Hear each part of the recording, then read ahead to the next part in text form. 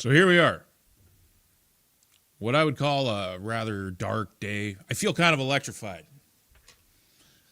I feel like there's nothing else I really want to do. I tried reading a book, can't really do that. I feel too tense, too kind of frenetic to be just sitting around with the family. I felt like I should come online because I bet you there's other people that are feeling that way right now. If you watch today's video, you know I've already spent 20 minutes talking about Matt Genero leaving the Conservative Party and how I don't blame him so much as I blame leadership that caters to the center left in this country and thus chooses, because it is a choice.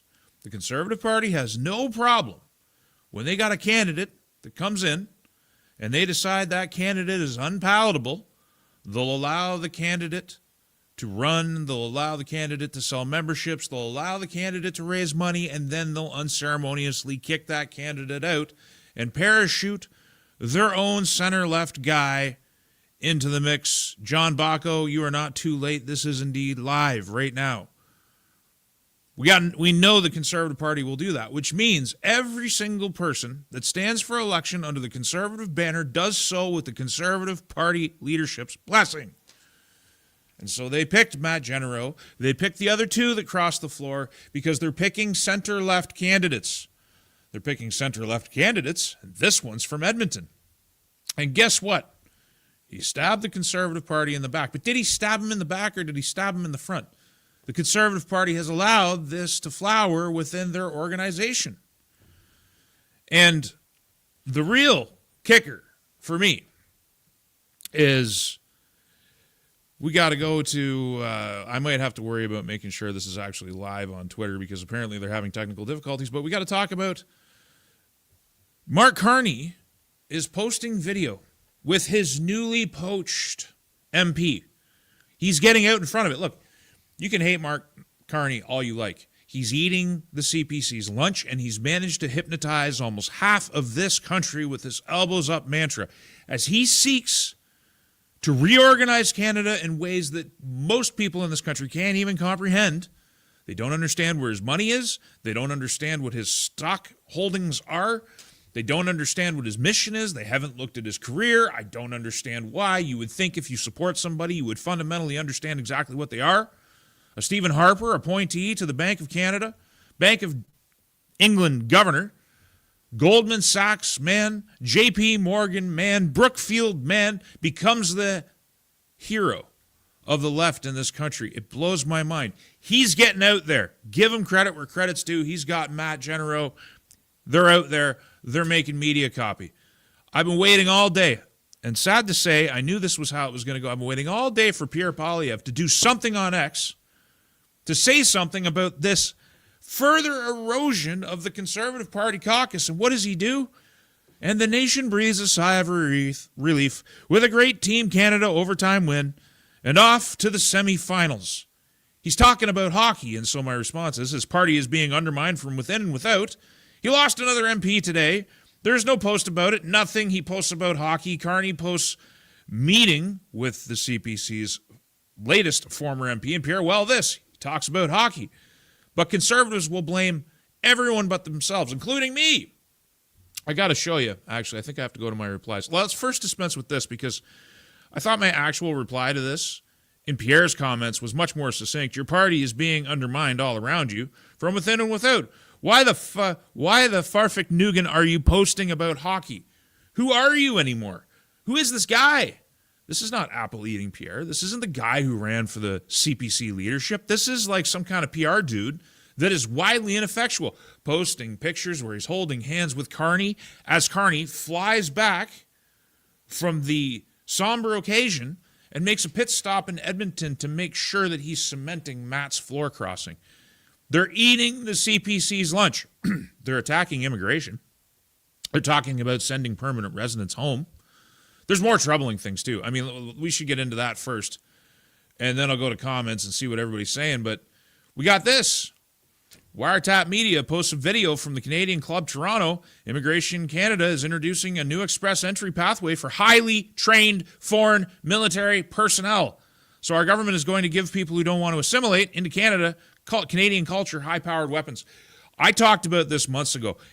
Going off my memory, we're talking more than 6 months ago, at the beginning of the rise of Mark Carney, maybe even before that. I was talking about Canada is converting what's left of the military into a foreign legion, and it's not outward facing, it's inward facing. It's about policing the internal demographic.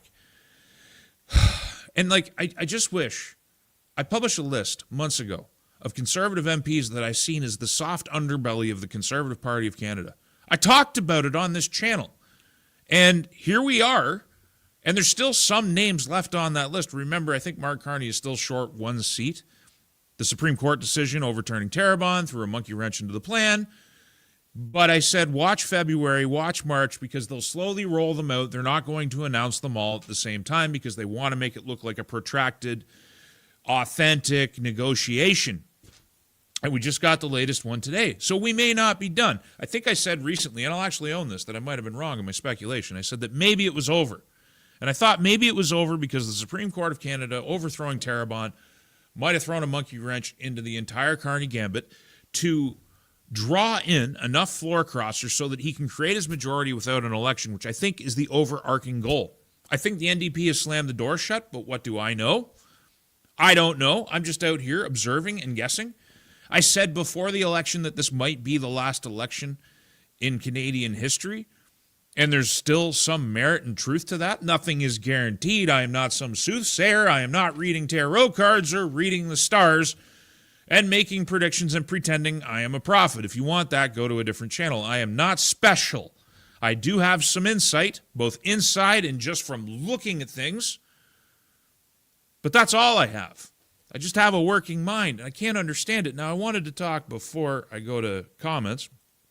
We'll go to the replies because there's an individual who, Keith Ball, this Keith Ball character, these people keep popping up where they remind me that I ran for election in 2019, folks. If you don't know, if you can't do basic math, and I know many of you can, 2019 was almost 7 years ago when I ran in the federal election. And yeah, I ran under the PPC banner. I left the PPC shortly after that because it became clear. When Max went on vacation in the wake of the election, I remember calling him up and I'm saying, we got to hit the ground running.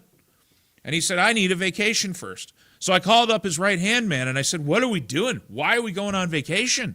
I mean, we got to act like we won. We got to keep building. We got to actually build this thing out. People don't know how to use Nation Builder. They don't know how to build their own riding associations. We got to keep working. And I was told, we're all very tired. We need to take the rest of the winter off. And that's what they proceeded to do. And I, for my part, proceeded to quit because I knew that every promise that was made to me was worth nothing. Nothing. But that was almost 7 years ago.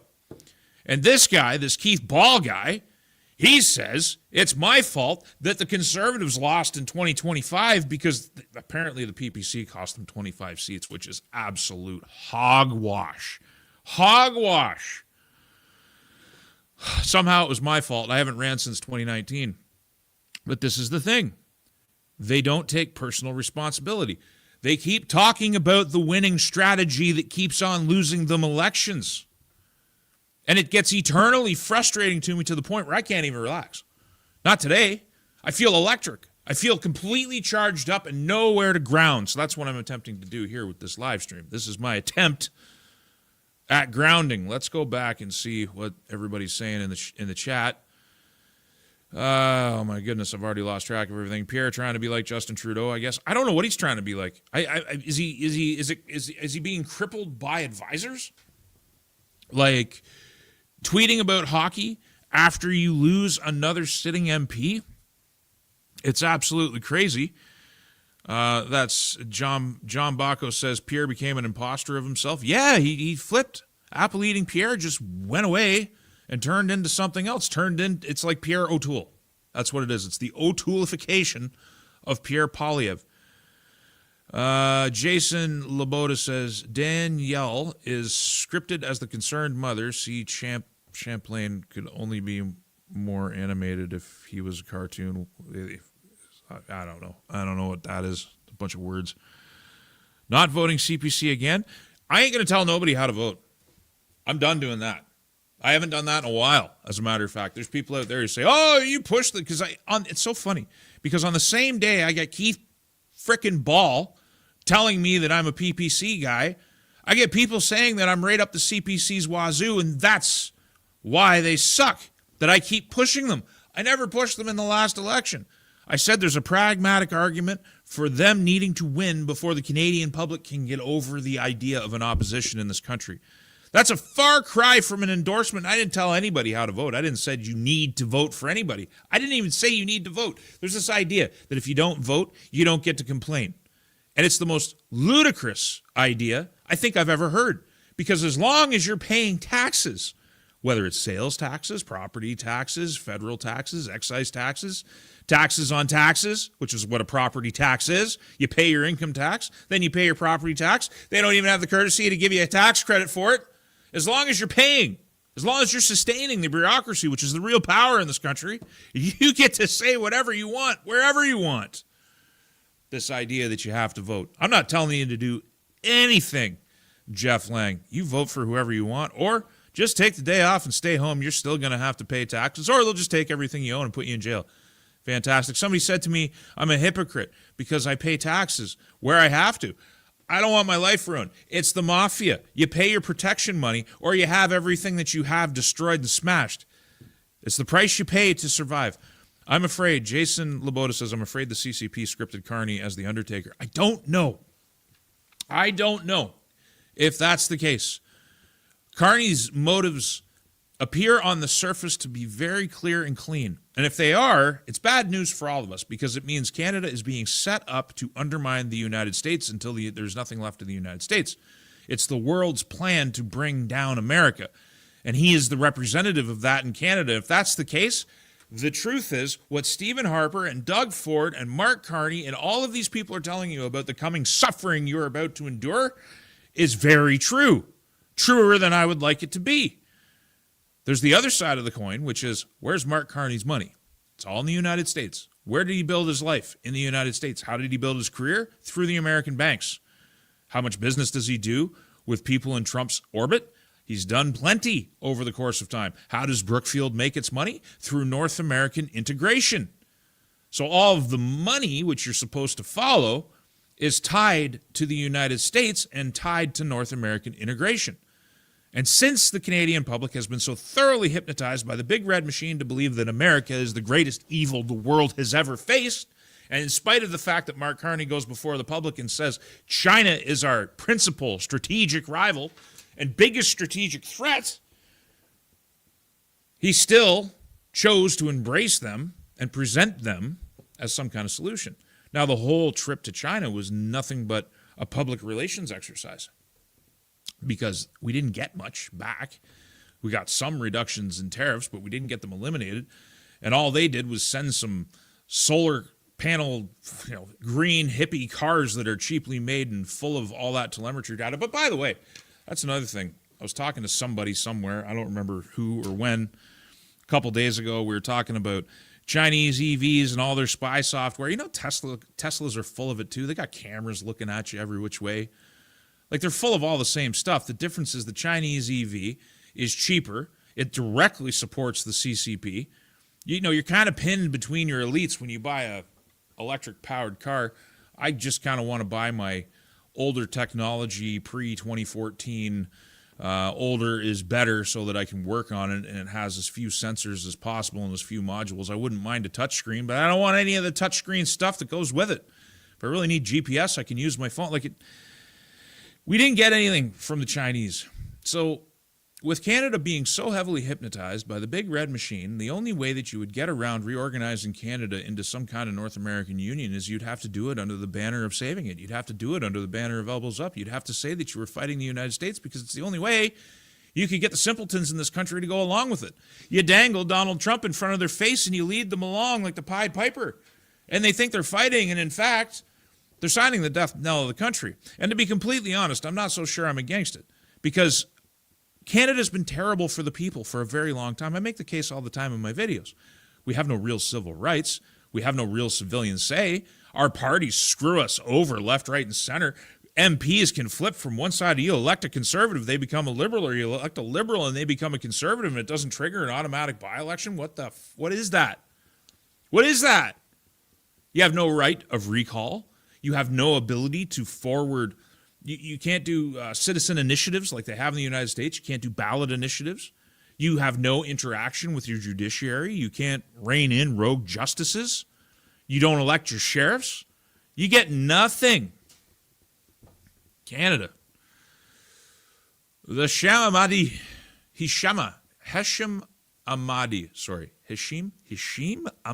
says Frank. Make sure audio is turned on when you're playing videos. The StreamYard has certain settings for audio. You were having trouble playing videos with audio in your last live stream. Yeah, apparently there's some stuff I need to do. I keep delaying doing to get audio to play through StreamYard. So we're not going to have audio today. Hopefully you guys are hearing me. We're not going to have audio today. We're just going to have a conversation. He needs 3 seats now. Is that the number, John? Yeah, I mean, I still think there might be a chance of a spring election. I think they'd love to avoid it. And another thing about Canada, they don't actually need anything. Prorogue Parliament, send them all home, rule through the Governor General's office, suspend laws you don't like, create regulation out of thin air that you do like, use the Governor General's authority, and you can govern the country like a dictatorship without an election for a very long time. God help us. Yes, God help us. I find myself doing a lot of praying in that vein. God help us. In the wake of what happened in BC, I find myself praying, God protect my family and God protect the children. Please, I don't understand why the world is going this way. I don't understand how we can be off to this mutilative behavior towards the kids. It's sick. God help us. That's all we got. Or you can pray for a solar flare or a comet or something. Only Bloc Québécois can hold this, but not for until another trader from the CPC crosses. Yeah, the Bloc could rule with the Liberals if they wanted to, and they would if it meant that Quebec was to gain from it. They have no, they're a separatist party, a sovereignist party, dedicated to the breakup of the country. Of course they would vote to screw Canada over. They've done it before. They'll do it again as long as it benefits Quebec. And then when they're all done and the rotten corpse of Canada is beaten beneath the snow, they will leave, and they will take all of their stored resources with them. That big bank account that sits under the ground of untapped plenty that they keep for themselves when they're done tapping Canada for welfare. You can bet your bottom dollar they would be happy to cooperate with Mark Carney. Keep your guns. You could say that's good advice. Western independence is our only option. I like it. It's the only place with any real political energy right now. And, of course, when the Western people step in to save Pierre Poilievre when he loses his seat, they give him 87% of their support, and now he's come out in the wake of all of this and said, the Federation's great. The Westminster system is wonderful. We got to do everything we can to keep it. Basically copying, taking Carney's words and positions, putting them through an AI filter to give him new talking points, and then spitting it back out. It's disgusting. The only real energy. I had somebody in the comment section on YouTube today say something to the effect that because this Genero guy was an Edmonton MP and he decided to cross the floor, that it's always the Western conservatives that are screwing Canada over. This Eastern mentality that I keep running into in my comment section, blaming Western Canada for everything. You know, I'm really going to work not to swear today. If we're so bad here, why don't you just let us leave? Let us go. We'll be fine. And I'm sure Canada will become a utopian socialist wonderland without us. We give them everything. We give the Conservative Party everything. Time, treasure, MPs. They pick lame duck candidates to run out here, and then when they cross the floor, they blame us. They blame the people of Western Canada. No wonder we want to leave. Stinger, agreed. If majority, then no more elections possible. Yeah, they don't need to. They don't need to do one with a minority. They've already proven that. They can just send Parliament home. After the last election, Mark Carney saying we're in an unending emergency. We got to get to work. We got to hit the ground running. We got to build 500,000 homes a year. You don't hear about that anymore. And I guarantee you, if we do get an election, it's going to be fun because we're going to compare and contrast the difference between the Liberal Party's promises in 2025 and their promises in 2026. And we're going to find out that a lot of things have disappeared and that the elbows up Canadian public who said all those things were important, all the Laura Babcocks of the world who are out there just pumping those talking points, are going to completely forget everything. The reason they're not talking about housing anymore is because the population's leveled off, because the Liberals have started sending people home. They've decided to slow some of that immigration, and it looks like they're going to go deeper, to the point where the Conservative Party itself is criticizing the Liberal government for slowing immigration. That was what Michelle Rempel had to say. Woo! Once you eliminate immigration, as I've been saying for the last year and longer, you solve the housing problem. You might not solve the crime problem, but if you solve the growing population, you all of a sudden have a surplus of housing. It becomes much more affordable. And you're seeing that play out in real time. For sure, Maxime is having a good laugh at Polyev. Maxime doesn't care. He's tuned out. He's down in Florida somewhere. That guy doesn't give a good goddamn about Canada. He doesn't care at all. Jason Sloboda says, Frank, it's all your fault. Probably is. That's what everybody says anyway. So, it's been my fault about everything for a long time. I'm the reason the PPC failed because I was a traitor. I'm the reason the CPC failed because I'm a traitor there. I'm the reason both still fail in 2026 because I guess I still exist. Jeff Lang, you should run, Frank. For what, man? For what? The Saskatchewan legislature? Seems kind of pretentious for a guy that hasn't even been here for 4 years. For federal government? Under who? As an independent? Running against my Conservative MP in this riding? I don't know if people are ready for that. I don't know if it would be successful. I don't like to lose. I don't like to do things that lose. When I ran in 2019, I was committed to losing twice. The guy in my comments, or that Keith Ball guy, he's just like, congratulations on your 2.1%. You must have been proud. It was better than I thought I was going to get. I was aiming for 1%. I'd have been happy with 1 in 100 votes. Instead, I got 2 in 100, 1 in 50. Not too bad. I think if people who liked me had voted for me in spite of the fact that I was in the wrong party, I probably would have got much higher. And I figured the second time around, I'd probably crack double digits. And the third time, we might have a chance to win if we had a party, if we had a real, genuine party that held a founding convention, that actually had a constitution, that actually had a structure that was different and contrasted with the Conservative Party of Canada, didn't have the audacity to call itself a people's party, and yet there's no people in it, and the leader is afraid of his own members. He's a coward.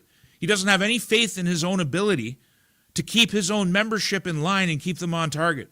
A man with charisma is not fearful of his own people, and here we are in 2026, and he hasn't generated any of that, and that's why the PPC loses. And they will forever lose. They lost 83% of their vote share in the last election over 2021, and it's exactly for the reasons I said they would lose those things. But it's all my fault. Peter from Edmonton says, I may be mistaken, but I believe the CPC shot down a motion to prevent non-citizens from becoming candidates for the party. They probably did.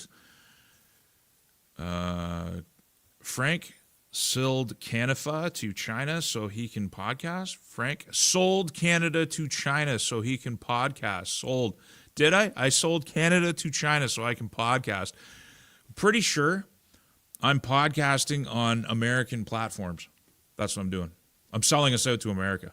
According to Polling Canada and that NDP lackey over there, anybody that's interested in what the United States can offer Canada is some kind of traitor. I don't think I'm talking on any Chinese platforms. I'm certainly not taking as much Chinese money. I'm not taking any, but I'm not taking any, contrasting with the Liberals who take all kinds and the CPC who's more than happy to have some of their agents working in their party too. That's why they all covered it up for 100 years. PR Polyev, yes sir, John. Hedgel dialect, opposing sides for same outcome. Cabinet ministers are about to make $320K a year. It's a wonderful gig if you can get it. Big Papa says he's trying to appeal to Liberal voters. It will never work. You're right, Big Papa. It will never work. You can't appeal to the Liberal voter. They don't like you. They hate you. They're convinced that Pierre Poilievre is MAGA North when it couldn't be any clearer that he's the opposite of that. They're hypnotized. And as hypnotized, brainwashed peoples, members of the big red machine cult, they're never going to be your friends and they're never going to vote for you, which is what I've been saying all along. Is that the CPC needs to accept short-term pain for long-term gain. If they had have done this 5 years ago, they'd be in a much better position right now.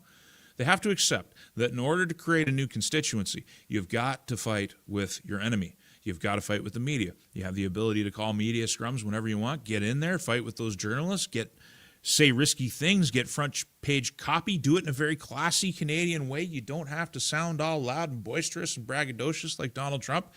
There's a way to do it. I thought Apple Eating Pierre kind of embodied that different way of approaching things. And they won't accept the short-term pain. They're convinced that if they just say talking points enough and they do the PR thing, that just enough of those center-left people will come to them. And they're losing ground. It's not a winning strategy. It's never been a winning strategy. The winning strategy is to accept the short-term pain of entering into conflict mode, and then in an election cycle, probably, if you do it right, you have a winning and commanding majority because you worked to convince people of the merit of your ideas. You didn't work to get them.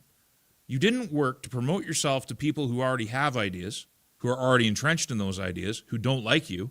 You worked to change their minds, to create a new constituency, to tap into the 40-odd% of people who don't bother to vote in elections. Fussy Part says, Polyev is definitely caving to his handlers. It certainly seems that he is not in control of his own words.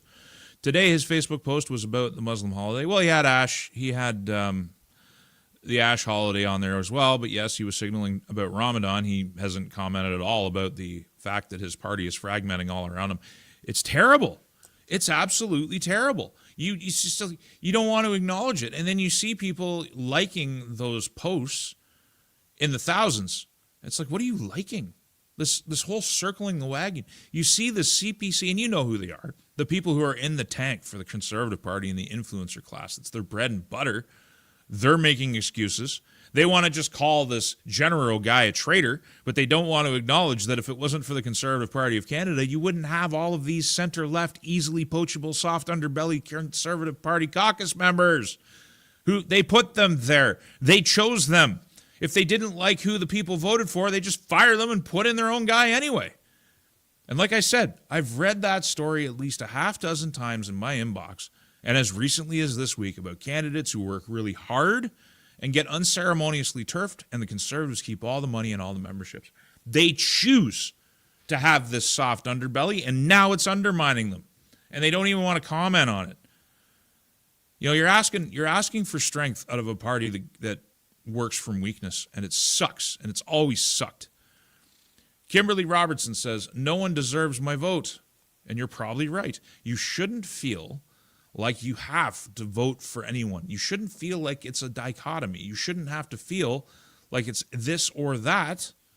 It's whatever you want it to be. Like I said, when you pay your taxes, those are your dues. And you can do whatever the hell you want. Alberta gets my vote, Space Cow. Good for you, sir. Mark Jordan. The only explanation is liberals and conservatives are in bed, same as America. China owns us. Israel owns them. I don't know. I don't know about that. I don't think Israel owns the Liberal Party of Canada. I think they might have influence with the Conservative Party of Canada, but I think there's other ethnic groups that have far more influence. I think Canada's its own beast, and I am not so certain the Liberals and Conservatives are directly in bed. I tend to believe that there's a very strong component of the Conservative Party base that's just weak. They think they have to cater to the center left. I think a lot of them are of the center left. And we're not talking, somebody said in the comments, you know, why would the Conservative Party sacrifice itself to tap into the 1%, the less than 1% of PPC voters? And I said to him, it's not about the PPC. It's not about that 1%. It's about the 40% who are disenfranchised and don't even show up to vote, that are underrepresented. And it's about getting into battle with the 40 to 50% that support the Liberal Party. Fighting them, proving and debating them, and proving the merit of your point of view. Having a bunch of positions, having the values, and then getting in the trenches and using your millions of dollars in resources, and not just your money, but your ability to freely, at no cost to you as the leader of the opposition, call press conferences every single day and spend 2 or 3 hours of your time arguing directly to the Canadian people. Why doesn't he do that? He's a great debater. Apple Eating Pierre could do that. Maybe they are in bed, dude. Mark Jordan, maybe they are in bed. I'm not sure. You're welcome to believe that. I'm not going to argue you out of it. Doodlebug 1996 says, Frank, I'm scared. I don't know where to turn to or who to trust anymore. I don't have the means to move my family out of Atlantic Canada or out of Canada, period. You know, it's a tough call to make, and everybody's got to make it. At times in my life, I've been willing to accept the burden of debt in order to do the right thing by my family. I can tell you that it is cheaper living in Western Canada than it is in almost anywhere else in Canada. Like, you can get a 2-bedroom apartment in Saskatchewan in many places for $850 a month. And I appreciate that you're scared. I'm kind of scared too, but I guess I'm not crippled by it. It makes me want to be more outspoken. It makes me kind of want to get in front of it. There's a vibrant, different political conversation that's happening in Western Canada, which gives me some semblance of hope. And I don't think we're entirely alone in the world. I just think federally things are incredibly broken, whether deliberately or by accident. It sucks. The federal picture is terrible. And if you really are Doodlebug, if you really are scared, work on becoming an island. And that's one of the best things you can do. Make sure you do the little things. Stock up on some food, educate your family, draw comfort from your family, and make yourself an island wherever you are. And just remember, this too shall pass. It always does. But what comes next, well, that's a whole other story. And I worry that that Carney is setting us up, especially with this we're trying to attract foreign trained troops to come to Canada as mercenaries, essentially, who will be loyal to whoever pays their check. They certainly won't be loyal to Canada. They won't be loyal to old Canada. They won't be the same soldiers that fought in the First and Second World Wars. It'll be something totally horrible and different. And I've made the argument in the past that the Canadian military has already been doing similar things. We've already been opening that door. That does scare me too, because those troops might be used on Canadians far more than they might be used on anybody else. Boxcar Philly says, I'm a civil libertarian. If we had a candidate in my riding, he'd be getting my vote every time. Yeah, the problem with libertarians is you're trying to herd cats. And kind of where I'm at when it comes to libertarianism is, I got a lot of philosophies and beliefs and idealisms that would more closely align with libertarianism, but pragmatics gets in the way. We clearly don't live in friendly, fertile times for the libertarian seed. And especially if you want Alberta to separate and you want to create a new country, it's not going to be done via libertarian philosophy. That's not how you'll get there. You might be able to deploy it later, but my libertarianism is tucked away and put up on a shelf right now. Hopefully I'll be able to get it down one day. Hongo Lloyd says, once you give a charlatan power over you, you almost never get it back, quoting Carl Sagan. Kimberly Robertson, Pierre lost my vote the day he chose to run in Alberta. Yeah, I don't know. I've already said as much as I can about that. No one realizes that more than half of Alberta has just as many government issues. For sure it does, man. It has an immigration issue. That's why I chose Saskatchewan, by the way, over Alberta. Alberta has a lot of things I like, but Saskatchewan has far more things I like. It has some drawbacks too, but in terms of freedom, in terms of being able to live your life, Saskatchewan's the best. It's the best of the lot. Unfortunately, we have a government at the provincial level that displays some amazing vision at times and then makes some very bad mistakes at other times. Think about how they managed C-19. They were just as bad as everybody else. I don't think that'll ever come back because I think they recognize their mistake. But they did things like the Saskatchewan Firearms Act, the Saskatchewan Revenue Act. They threatened to arrest federal agents that were trespassing on Saskatchewan ranchers' land. They've done some really cool things to push back against Ottawa. They illegally and arbitrarily refused to pay the carbon tax on home heating oil. Totally unlawful. Not only did we get away with it, we won. We totally won. But then on the flip side of that, Scott Moe says Carney is somebody we can work with, and he's a total and committed federalist. I don't understand that position. Saskatchewan's a powerhouse just waiting to be unleashed. We should be unleashed. Mohammed is the top baby name in Alberta. Enough said. I don't know if that's true. I just haven't verified it, Mark. I'm not challenging you, but there are some trends, and it's happening here too. It's happening in Saskatchewan. It's just the numbers are far lower. And I would say, of all the provinces, we maintain the ability to reverse course better than anybody else. Doesn't mean we will successfully do so. SK Cat says, same thing happening in the UK. Why are we bothered with staring at my Twitter page? We don't need that in our lives, do we? SK Cat says, same thing happening in UK. Tories are joining Reform. Reform is just part of the wheel. I don't know. I've always liked Farage, but other than looking at the UK and what is currently being implemented and then comparing and contrasting that to Canada to predict our future, I don't really pay too much attention to UK politics because we got our plate full here. Like when I get a break from having to talk about Canada or feeling like I have to talk about Canada, I go and talk about the United States. And then if I've talked about that enough, I'll talk about Ukraine a little bit. But there's only so much you can do in one given day and expect people to actually pay attention. Leech Star says, hi, Frank, you're one smart mother effer. Keep up the good work, my man. It's people like you that give me hope for the future, not politicians. No one's coming to save us from this freak show of a freaking government. I don't know if I'm smart.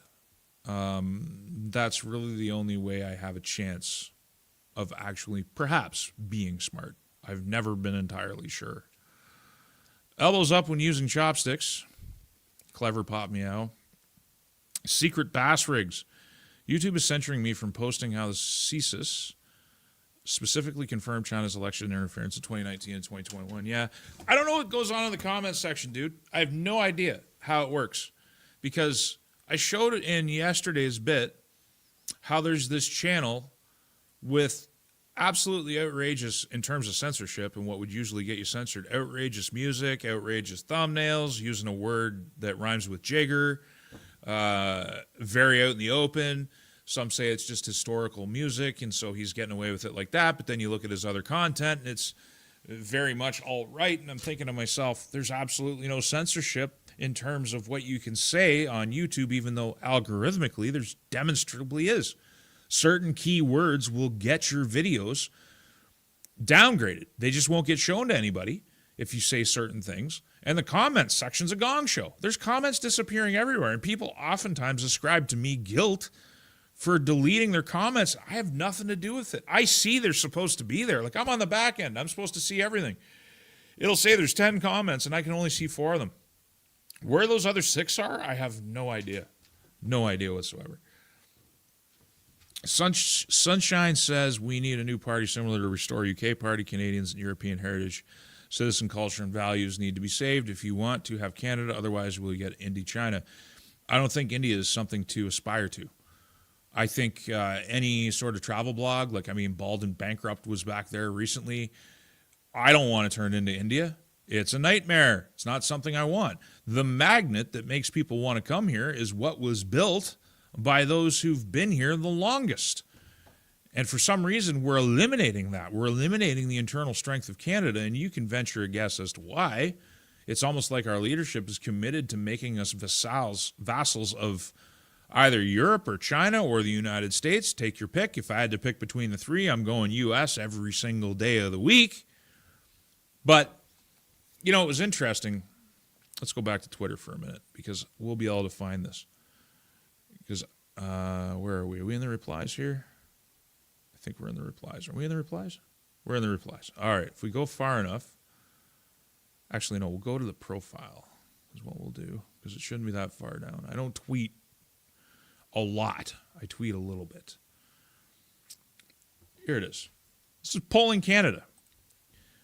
By the way, you're a traitor to our country if you support this, and this is Zachary Tisdale. We're negotiating right now for Greenland. Trump, the Greenland deal is on. Canada's next, and he shows it with an American flag. This kid, and that's what he is, says you're a traitor to our country if you support this. And I responded, you're a traitor to this country if you support its government. You absolutely biased left-wing mook. We know this guy's an NDP guy. They've sold this country out your entire young life, and you did nothing. And now that you're being told by the big red machine to start caring, you started to care. 3 years ago, the flag was hate speech. You're being steered around like the Pied Piper leading the mice to their demise. And yet you sit on top of your platform and you have the audacity to preach. And I said, in my direct tweet, I said, I'm really starting to hate these people. The parties he supports have all been selling Canada out for longer than his leftist self has been alive, and he did nothing but publish polling about the parties destroying the place. Then he preaches. He is the crisis of ignorance, and that's what we have. We have superficial people who are playing for likes, or they're playing for engagement, or they actually think that they know something when they don't know anything, and they don't invest any time in actually knowing things. And it just leaves the rest of us frustrated to the ends of the earth. Pastor Maddox says there's no reason to worry about Canada. They don't worry about us at all. I don't know who you mean. It's hard for me to keep up a conversation with hundreds of people, but I do try. Stop noticing peasants. Get back to work, says Trevor Benson, pretty much. You wagey. Get back to work, you wage slave. Pay your taxes and shut up about what's actually happening. Let the managers manage. Boxcar Philly says, I wish you learned to pronounce David Ebby's last name correctly. It's starting to bother me. Other than that, love you. Who cares? Who cares what Dilly Dave and how I pronounce his name? Eby? Do I got to really pronounce it Eby? Do you really care? Like, such a small thing to actually get upset about. Eby versus Ebby. Moron. How about I just call him Dave the moron in charge of BC? He's actually not. He's, I don't know if I'd call him clever, but he's smart enough to survive. He's shrewd enough to survive in BC politics. He's been around to oversee the Vancouver model's development. He has somehow escaped accountability for all of it, and he's still in charge today. Total bloody failure, Mr. Eby. Maybe you're right. Maybe I should call him Eby, because on some level he's earned enough respect, or should have earned enough respect for me to at least respect the fact that he's still there after all this time. Confirmed. This is Secret Bass Rigs. Clandestinely and deceptively interfered in the 2019 and 2021 federal elections. For sure they did, and where's the Conservative Party being the champions? Just saw a video of a robot armed troop from China. Oh yeah, the robots are coming. It's not just drones. It's going to be the robots. That's a whole other scary thing. That's a whole other subject I never even get around to talk to. What's up in Canada? UIC says, enjoy your day, Frank Vaughn. Good luck with that. I mean, I might enjoy it a bit when I'm with my family, but I'm certainly not enjoying it in this office today. It's I emailed with somebody who had emailed me. I sent a response, and I'm just like, I'm stressed out today. How about you tell me about the normal passing of your day? Like, I can't even. There's things on hold and stuff I'm researching, and I can't even focus on it because I just feel so frenetic. Richard the Lionhearted says the world is going crazy. Yeah, man, that's exactly my vibe. SK Cat says it's because of the dying fiat. If leaders can't or don't know how to change the system, the only thing they can do is keep the system going and put in more controls. Fiat is on the rope. The U.S. dollar is on the rope too. Like, it's people don't realize, like, we're living in historic times. When it's difficult because when you study history, one of the mental exercises that you have to partake in is, say you're reading William Schreier's Rise and Fall of the Third Reich. It's a book. It's about yay thick. And when you're reading it, you really have to keep in mind that in paragraphs and pages, weeks are going by. The passage of time is really slow. The pace of change is really slow. Even the pace of a war, you read a history book on the World War, and it's like, on the Second World War, it's like, yay thick. But you're compressing 5 years of events into one volume of time, or snapshot, as it were. Well, right now, you're living history, a time where borders change, currencies fall, new ones rise, change unlike anything. We, in our complacency bias, because we've been living in a time of incredible stability for everybody who says it's like the most terrible time in human history. They couldn't be further from the truth. It's one of the best times. Great time to bring a kid into the world in spite of all the things I'm saying. The issue is that time's expired, and our complacency bias prevents us from recognizing that we live in a historic moment where things can change really rapidly. And you're seeing it happen. It's happening in real time. It's happening in front of us. But it seems to be happening slowly relative to our lived experience of life up to this point. And I know the changes are visceral and visible. You drive around your city streets and you can see the ethnic and demographic change. You can see the change in the character of the liberals from the 1990s to the so-called liberals of now. You can see it, but putting together the equation as to where it leads and what is possible when the change accelerates, I don't think people are ready to fully comprehend how fast borders can change, how fast societies can change, how fast the way you transact can change, how fast your nation can change. You can have one flag one day and you can have another flag the other day, and we're all just being tugged along by the river of history. And that's a tough hurdle to overcome, because it takes a lot of mental exercise and discipline for me to actually see the times for what they are. Smoky Chum Chum says, our troops, our cops, our school guards are foreigners, security guards, everything. The Foreign Legion is building. Bassmatic says, when was the last time you talked to your neighbor in Canada? Probably around 2007. I talked to a lot of my neighbors. It's been a while, though. The winter's been hard. Everybody's been keeping to themselves. Foreigners and Roman Legion was a big part of Rome's demise. Well, there was a couple things there, man. Jason Sloboda again. You know, you had the grain dole, which was Roman welfare. So they relied on the grain that they were getting from Egypt to dole out to the people and the citizens of Rome to keep them on welfare and to keep them happy. It was bread and circuses, as we all know. But then as things got better and as the riches of Rome started to grow, people stopped having babies, and the Roman legions couldn't sustain themselves. So they started opening up citizenship to a wider and wider basket of people within the empire, and then within the Roman part of the empire. And then they started opening up citizenship to everybody. And before you know it, the actual Romans and the legions were completely outnumbered. And one thing led to another, the largesse, the hedonism, the total lack of demographic health. And then you get Alaric, and you get the fall of the Roman Empire, the division. I mean, how did Byzantine survive? I don't want to get into a big, long diatribe about history, but the Roman Empire did survive in the East, and it's a good study as to how it survived. And also, as Byzantium fell, how those that were involved in the Byzantine Empire helped build the Ottoman Empire. You know, it wasn't Muslims that gave the Ottomans the cannons that breached the walls of Byzantium. And it wasn't the Ottomans and the Muslims who built the institutions that allowed the Ottoman Empire to flourish for so long. It was by and large Christians. The dhimmi. Anyway, Rogue Primate says planned obsolescence. Embarrassed Canadian says, at least you weren't called a racist. I mean, I get that. I get that. If you got to drop swears, go ahead, Frank. Just pick your moments. Yeah, I don't know. I try not to. I try not to. I don't swear in front of the kids. I don't swear online. Sometimes I do.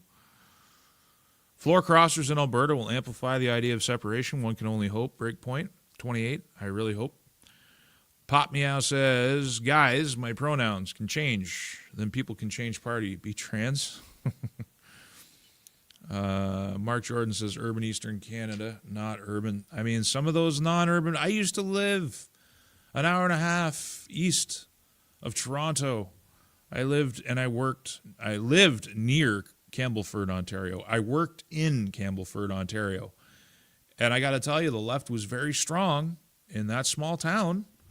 And I've heard stories in recent times from people I still know back there, because, you know, when you wanted to actually have a conversation, when I was at the farmer's market for 4 to 6 hours every week on a Saturday, anybody could find me and talk to me. And some people knew I was running for politics. Before that, some people knew what I was doing. And so I had a lot of lively conversations and debates. But the people who just wanted to commiserate about like minds, they always spoke in hushed tones and whispers. It's unlike it is here, where the views that we express are commonplace. The people who speak in hushed tones and whispers are the radicals. The people who are rooted in reality and have more normal values, they control things here. They have open conversations. They're not shamed to speak their mind, whereas in Ontario, it's different. Even rural Ontario. And there are millions of people in rural Ontario who share these values, but they're outnumbered and they're cowed because The other side carries a great big stick and a bludgeon, and indeed they control the Ontario government through Doug Ford, because he's nothing but a pinko radical himself. He sucks. He's been working to undermine the CPC. That's something else I don't understand about Poilievre and his leadership. You're being undermined by Stephen Harper. You're being undermined by Doug Ford. Why are you still trying to cater to these people? Call them out. They're creating the division on the right in Canada. They're fomenting it. They're keeping it fragmented and weak in order to keep Mark Carney in control. Why don't you call it out? If it's all going to burn anyway, go out with honor, with your sword in your hand. I see a lot of repeat. I'm gonna have to skip a few and go down. Oh, I'm gonna miss something, but Vertical Tech Wizard said this place is Troll Central. I'm paid in yen, Japanese yen. Well, they're raising their interest rates, so the carry trade is unwinding, which, you're going to see the consequences of that in the economy. But that's a whole other story. People used to borrow yen for nothing, and then they would take their yen that were created out of nothing, and then they would take them outside of Japan and buy all of these assets in foreign countries, and then they'd pocket the yield. It's been a great game for 20-odd years.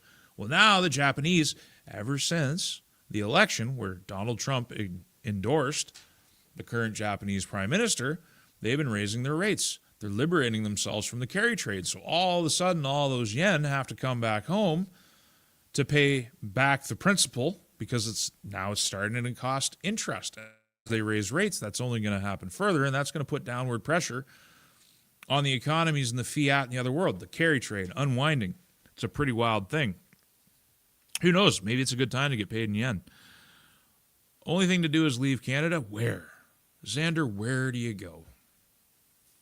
Let me know in the comments if I get down that far. Where do you go? I came in late. Looks like it's satire. Looked like it was satire.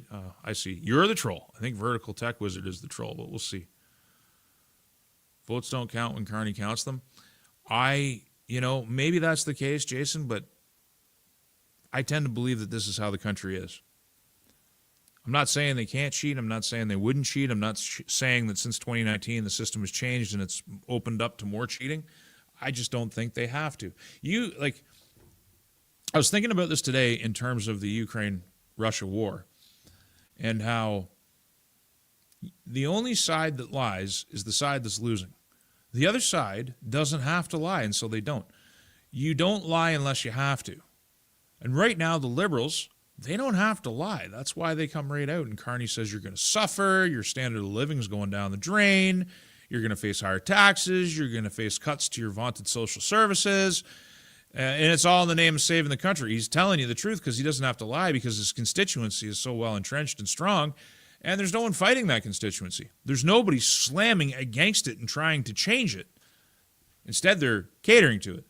Like Pierre's standing there and saying, I am probably the better guy for you to vote for, and I'll give you much the same thing that the Liberals do.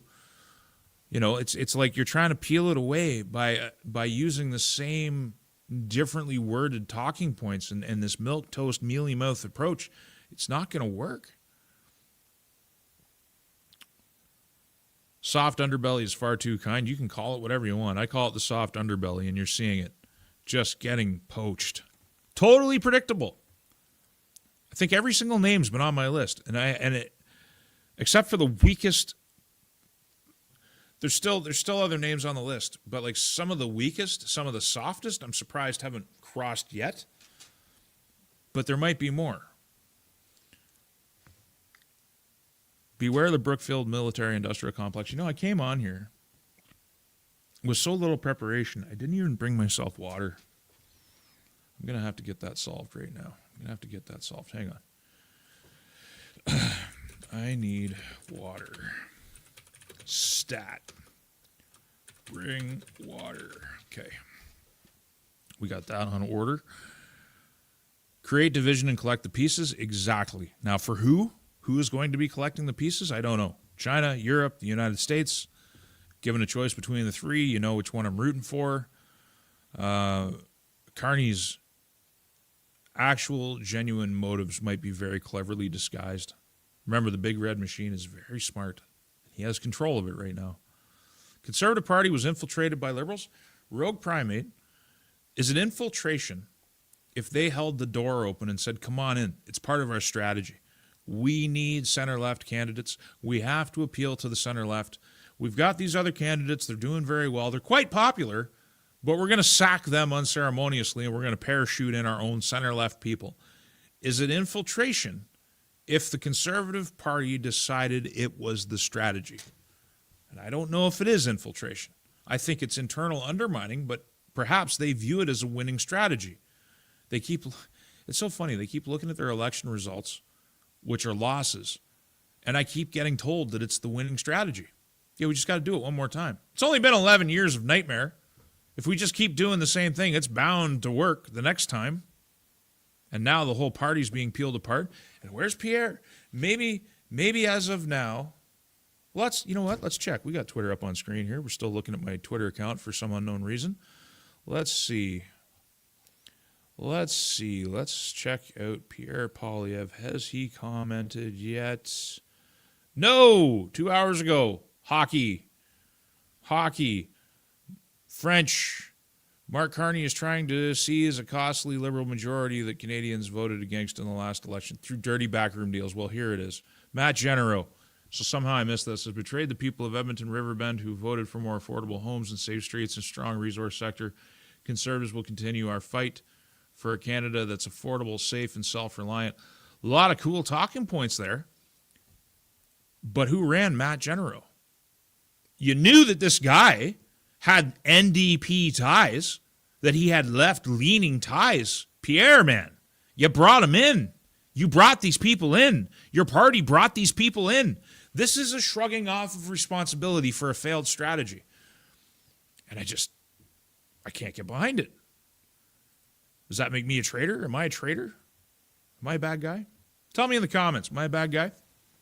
Just wait until Chairman Carney declares himself dictator for life like his buddy in another country. It's hard for him to do that outright, because even that might wake up the masses, but in effect he is. When you can prorogue Parliament, you can send it home, you can spend as much money as you want through the Governor General's office, you are virtually an unchecked dictator. You can do that. When he sat behind the gavel, when he first was elected, and he signed the fake executive orders with the red folio, totally ripping off Donald Trump's vibe with his red folio, except when Donald Trump signs an executive order, it actually has constitutional power. It's actually like an official thing that he's doing. What Carney was doing was just PR campaign stuff, and it worked. People thought, Daddy's back, Mark Carney. Daddy, look.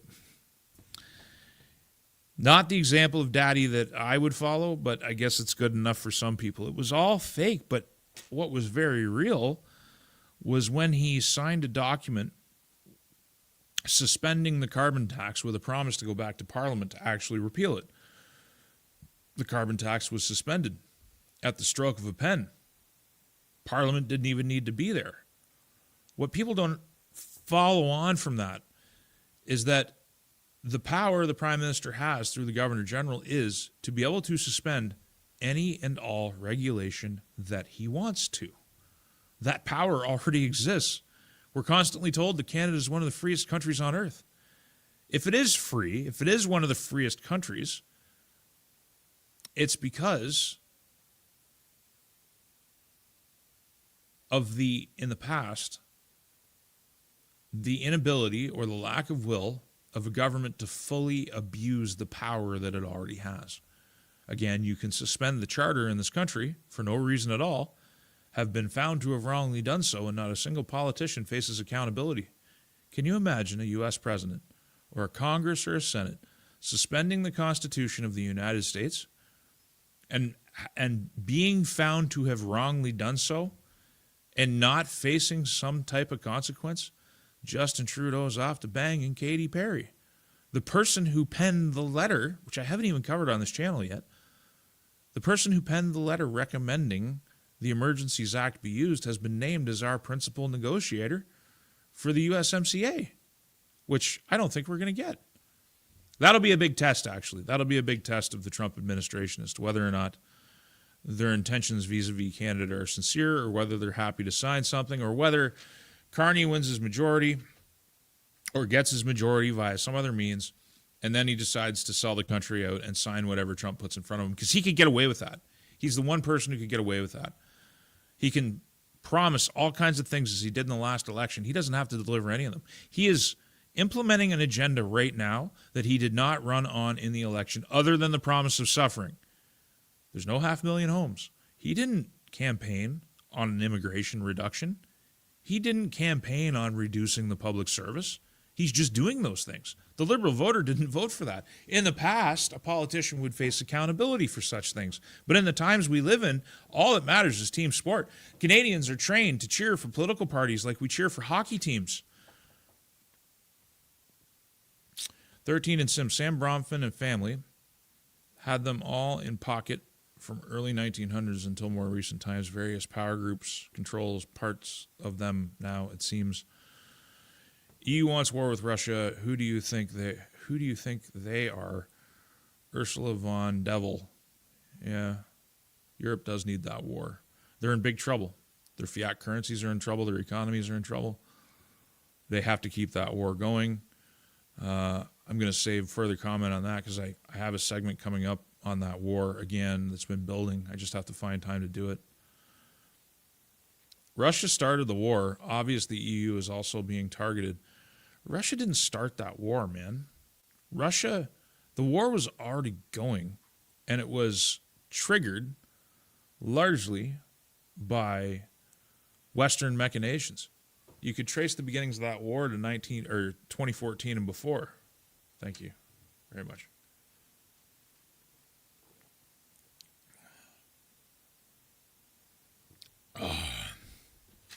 I don't fault Russia for the war. I squarely fault the West, and I fault the illegal government of Kiev.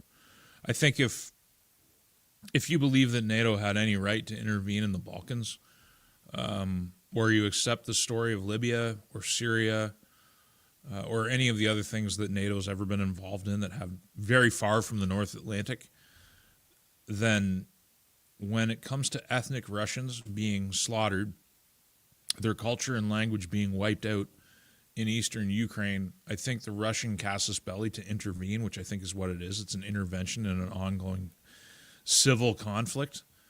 I think you have to tip your hat to and acknowledge that the Russians had a valid case to get involved further. Otherwise, they'd have to watch their people get totally destroyed. Control-Alt-Delete options we have do not look promising. Cope, plan, adapt, separate, but never ever fight. This is not the voice or the mind of Western man. That's from Curtis Hand. Basmatic, you can grow a garden, but your neighbor can salt it in 30 seconds. That's profound and very true. Boxcar Philly says, thanks for your answer about libertarianism. Yeah, I mean, I got another fellow, a good friend of mine. I've known him my entire life almost, 30-odd years. And, we've been talking lately. He used to be involved in Conservative Party politics. Not as a candidate, but he was responsible for the heisting and takeover and overthrow of an old electoral district association structure and putting in place a new board and essentially taking the whole thing over and getting their own candidate forced on the stage. This is years ago. And at the time, he's just like, he was a very big conservative. And then after that experience, the libertarian really came out of him. And then, we talk in recent times, and he says, the libertarian's kind of put in a box, and it's back up on a shelf. And he's starting to favor more authoritarian solutions because we live in authoritarian times. And if you don't bring the fight to this conflict, what you're going to find is that the other side, using their version of authoritarianism, are going to come for you. This is a time for assertion, and we need leadership. And one of the biggest problems in Canada is there's no real, strong, assertive, serious leadership. And you think, people thought maybe they would get that with Poilievre. But you're seeing it fail in real time. Fusky the Husky says, I'm realizing my ODD is a superpower. Sleeping Giant says, Jimmy Savile was reason enough for Canadians to fire their monarch and install a new one. Yes, sir. Jimmy Savile, Jeffrey Epstein, they all have one thing in common, and that is their friends. Kevin says, I don't get Mo either. One of the things I love and have loved about Premier Mo is Scott looks like he doesn't belong. So what I mean by that is politicians all have a practiced smile. They all got that fake smile. You know the one I'm talking about. Scotty doesn't have any of that. He looks awkward in just about every picture. The odd picture, he nails it, but like he looks awkward in just about every picture. It's like he just doesn't know what to do with himself. There's sincerity there. And when he leaves to go and help his family with the harvest, there's something really wholesome about that. About the idea of your premier driving a tractor or driving a truck and like just getting the job done. I'm not sure he's the guy to have a genuine revolutionary vision. You have to realize they've been in office for 18 years now, 18, 19 years, doing things the way that they've been doing them. I think Saskatchewan's in a better place for it overall, but he suffers from the same disease that every single premier in the history of Alberta and Saskatchewan have. They're all federalists. None of them seem to be able to cast their eyes at Quebec and realize that the way that Quebec has done so well for itself is by constantly threatening to leave. It's by hanging that sword of Damocles over. Western Canada probably has a stronger case for leaving than Quebec does. There's only one road and one rail link that hold this whole country together. Culturally, Western Canada is a distinct society, at least a large portion of it is. There's 1 million to 1.5 million so-called new Canadians here, which would challenge that cultural underpinning, but it is not the majority yet. It's very distinct, and you can tell that just by having a conversation with somebody at the grocery store. I mean, that's part of the distinction. Outside of Saskatoon and Regina, mind you. But you go to small town Saskatchewan, you can find yourself stuck in an aisle talking to somebody for 2 hours that you don't even know and you'll never see again because it's just that friendly. People don't avert their eyes. They don't pretend not to see you. Everybody seems to have a smile for you. It's not everybody, but a lot of people seem to have a smile and a nod and are willing to, as you're going up and down the aisle, they're willing to share a chuckle about your kids and their antics or whatever's going on, and it's very agrarian. It has a very different feel. It's very independently minded. People are self-sufficient. People believe in getting things done. And on the flip side, it's also kind of mellow. You know, like a big chunk of the province is in the middle of a blizzard right now, and the roads are shut down, and you're not going to get fired if you can't make it to work because there's 2 feet of snow blocking your way. If you're out on the road and you find yourself in a ditch, you're not going to have to wait long for somebody to pull over to make sure you're okay. Like there's a very different, friendly, open culture here. It's very unique. And I just don't understand why premiers and governments haven't looked at history and said, you know, in order to prosper, we've been fighting Ottawa the entire time. Generation after generation has to prosper in a constant fight against the federal government, who is always trying to keep Western Canada down and extract value from what development it doesn't stand in the way of, taking money and treasure and sending it east and giving nothing back in return. And I don't understand that dedication. And it's a dedication that Mo seems to share. Mo is supplicant. He certainly seems to be supplicant to the idea of Canada. Shaw NB says, you don't have to be Nostradamus to see the CPC self-destruct, Frank. Well, apparently you do, man. Read my comments. Read the post below my post today. There's certainly enough people who are far from Nostradamus. They blame anybody but the Conservative Party of Canada. They don't blame self-destruction. They blame the outside world. It's everybody but them. It's everything but the strategy that they're deploying, their so-called strategy, the winning strategy that just delivers election losses. Look at the polling numbers. Look at their MPs being stripped away. Tell me they're winning. There are some YouTubers who like to spin things. It's actually kind of funny watching people talk about polling. and they get a poll that's like slightly friendly or shows the conservatives gaining strength, and they put out that video of content pushing that poll, and then as the polls turn away, they just don't talk about polls anymore. They don't tell you the story. They only tell you the story that's, conducive to their argument. I just want to tell you the story as best I can. Trevor Benson says, unless we can figure out exactly who is working for the World Economic Forum, even Alberta is in trouble. Yeah, a little bit. I mean, I think the World Economic Forum and the United Nations and the Strategic Development Goals, I think they're all going by the wayside. I think the current government of Canada hasn't really got the memo, or it doesn't look like it's got the memo, but the rest of the world is moving away. Mark Carney established GFANZ, this green slush fund thing, which talked about having $100 trillion in capital assets, or whatever the hell it was. A lot of money, way more than you and I will ever have access to, way more than your pensions will ever be worth, if there's any of that left by the time Carney's done, because that's a whole other story, how unsafe your pension actually is. If it's held in Canada, the government can rate it. It's one of the biggest untapped treasures in Canada are the pension funds. And Carney can get his hooks into it. Brookfield and the CPP have a business relationship, flipping assets back and forth between each other. That existed before Carney was sent here to rule this country. So the pensions aren't safe. But, getting back to the question, I actually think the World Economic Forum has passed its prime. I think it's on the way out, and maybe it'll surge back.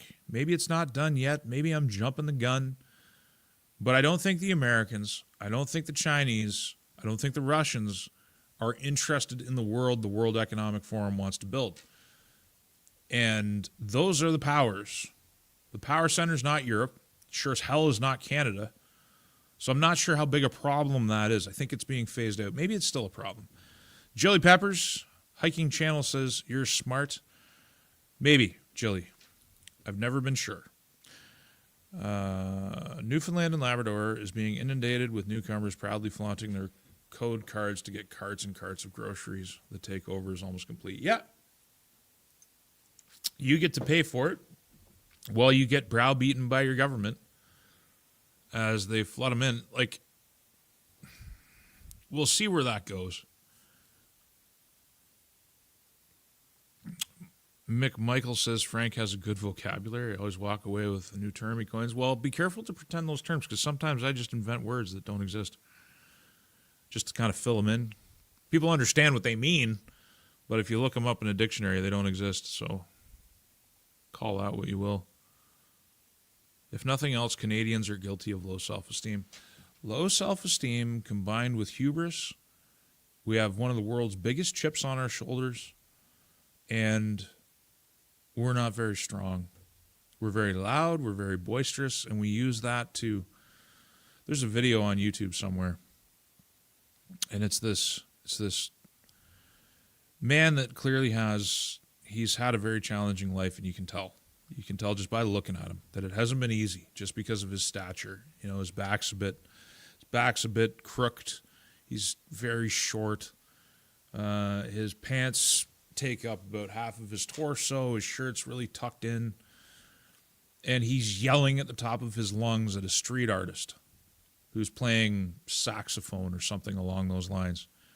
And he's yelling at him. He's saying, "Do you know who I am? I am a graduate of such and such a school of music, and you have no talent. You're a low-class piece of filth." You might have seen it. He's just yelling at this guy. And the typical response is, why is that guy standing there and taking it? I think I know the answer. The first time I watched the video, I'm like, that guy's probably looking at this dude yelling at him, and he's thinking to himself, this guy is projecting onto me everything everybody's ever said about him. And I think that's Canada. Instead of introspecting and seeing ourselves for what we have become, we just like to yell loudly at the world. We pick on the Americans even though we need them for so much. We rely on them for so much. They've done nothing wrong. If you go to the United States, they have no idea why Canada is acting the way it is. And luckily, it's been a passing thought for them. They don't pay it a lot of attention. But to Canadians, we're obsessed with the United States. We run ads on our radio and on our TV saying you got to stay away from American companies. You got to buy your coffee crisp even though it's owned by a Swiss multinational. You have to buy your French's even though it's owned by an American company. So much false virtue signaling, so much energy, and for what? For what? Over what? A renegotiation of a trade deal? And some trolling of Justin Trudeau, which may be all it was at the start? Calling us out because we have not lived up to our defense obligations? We have the entire Arctic to defend, and yet we have no capacity to defend it. We don't have a military that we can deploy. Someone hijacks a Cessna from Vancouver Airport, and American jets have to be scrambled to come and deal with the problem. That's Canada. That's what we do.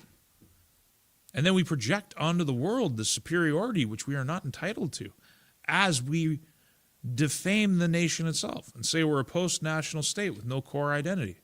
Well, if we're a post-national state with no core identity, and the only thing we can possibly ever be is the identity of the people we bring here, the so-called new Canadians, what's there to fight for?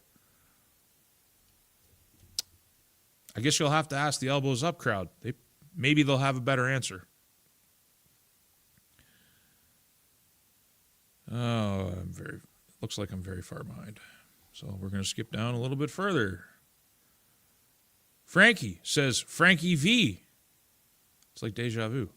Finally caught the live joint. Yes, you did. You are here. It is live. Canada lost 25% to the U.S. dollar in the last 6 years. Indeed. There was once a time when we were at parity with the U.S. dollar. Not so anymore.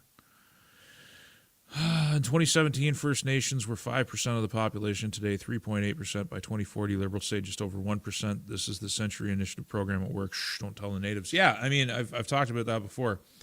That if we don't get out of the rut of the Indian Act, if we don't get out of the rut of the fact that the reserves aren't even on their own land now, admittedly, they can have casinos with smoking in them and they can do what they want. They can ignore a lot of rules that the rest of us can't. The fact is, we're all the only people who care about land acknowledgements, the only people who care about this past that we're all wrestling with, which I would argue we're focused on the past because the present is so much of a cluster mug, that we just avoid reckoning with the present and its problems by focusing on the past. If we don't get over the past and figure out how to come together and move forward, we're all going to be replaced. The nation itself is going to be gone. And all of us, including the natives, will be slim sliver minorities living in a third world country. Because that's what we're becoming. If you import third world values, you become that.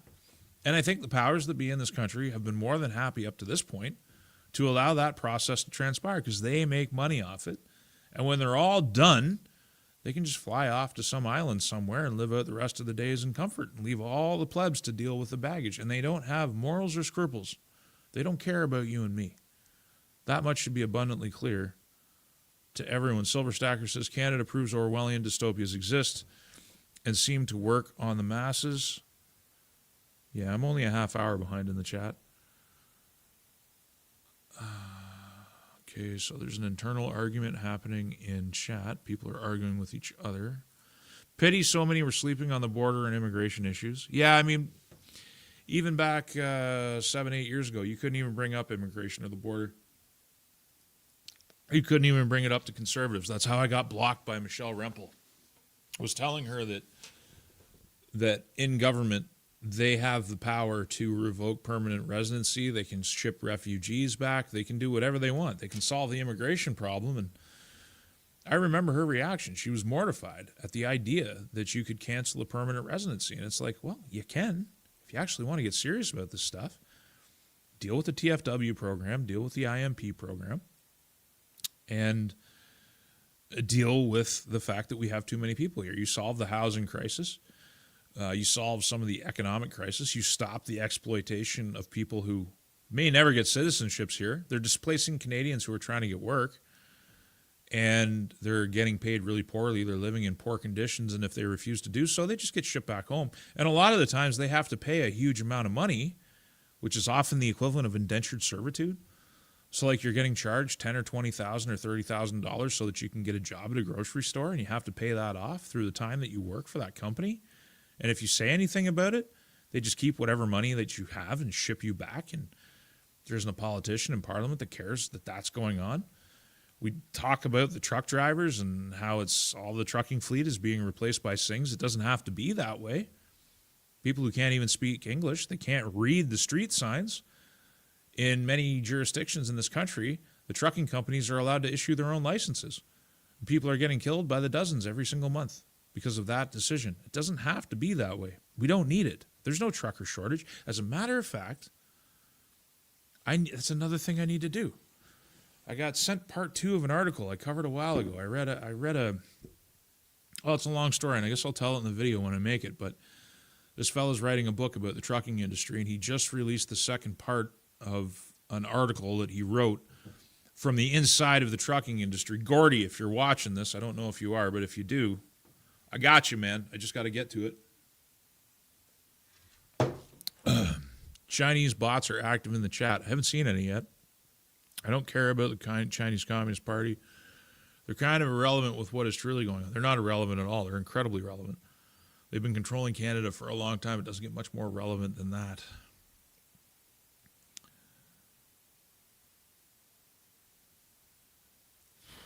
Alberta has jailed more Christian pastors than communist China. Yeah, we haven't charged anybody for that foreign interference. We haven't held anybody accountable.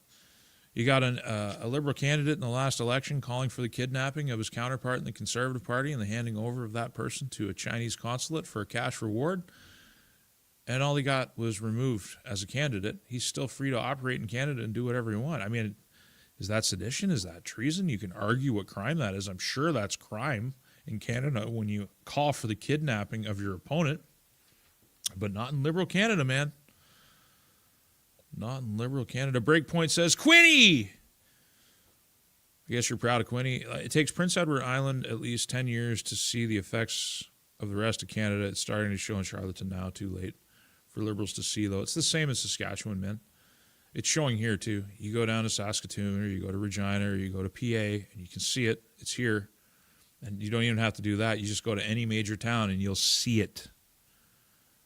The liberal, the enshittification of everything, for lack of a better terminology. It's everywhere. And that's why I wonder. It's like, why isn't the Saskatchewan government standing up more? Why isn't the Alberta government standing up more and more aggressively? We are on a very restricted timeline. We don't have a lot of room for action. And now is the time to go hard. It's not a time for having extended conversations with the man in Ottawa who is committed to destroying your prospects. Carney's not a guy you should be talking to. You should be working to create your own independent nation. I think that's the best call. Or, if you're not willing to do that, working to enhance the autonomy of the provincial governments, because we have a lot of power, even under the Constitution that we have in this country. The provinces are supposed to have exclusive jurisdiction. Like, there's this concept that comes out of people, Liberal supporters, all the time, that the resources under Alberta or Saskatchewan belong to the Canadian people. And you're wrong. They don't. It couldn't be clearer. Those resources belong to the province where they're found. That's a good platform for starting. And if we can't get deals done with Ottawa's cooperation, we should just be doing deals alone. You know, provinces carry foreign offices. Quebec has something like 33. I have a map sitting on my desktop. Let's see. You guys have probably already seen it anyway, but let's see if I can find it real quick. This map of Quebec's, yeah, here it is. So I'll block out my face a bit, but this is Quebec government offices abroad. They have an international presence everywhere. And the fact of the matter is, Alberta does this too. I believe Alberta has 22, and that's a segment that I've been meaning to get to. Since we're already behaving as though we have micro embassies all over the world, why don't we just take that a step further and really go for the provincial autonomy angle? A Gravy Train Outdoors says the old saying of, if it is better to die on your feet than on your knees, will always hold true at the end of the day. We have nothing but our word and good name. You know, I used to say when I was in Ontario that Western Canada was the hill I was ready to die on, because Western Canada has been disadvantaged by the federal government for so long, and that one day I wanted to get there because that's where I felt I belonged. I didn't know that I felt like I belonged here politically, but and I identified with it more as part of the country. What I didn't anticipate was how I never really felt like I was going to a new place. Like I felt like I was coming home when I got here. But now I'm here. You know what I've been saying all these years? This was the hill to die on. Well, now I'm standing on that hill. Hopefully I don't have to die for it, metaphorically or otherwise. Panda propaganda. Foreign interference is the most difficult thing for democracy. Well, that's the problem with democracy, is it's wide open to manipulation. You can't manipulate the Chinese government in Beijing because they're total. So they can afford to do long-term plans. They can take a multi-decade approach to geopolitics. Whereas a truly democratic or Republican nation, you don't have that luxury because you have to face the electorate. The Americans have to face the electorate every 2 years. We have to face it every 4. Granted, it's very different here than in the United States. I think the electorate matters far more in the United States than it does here. But it creates this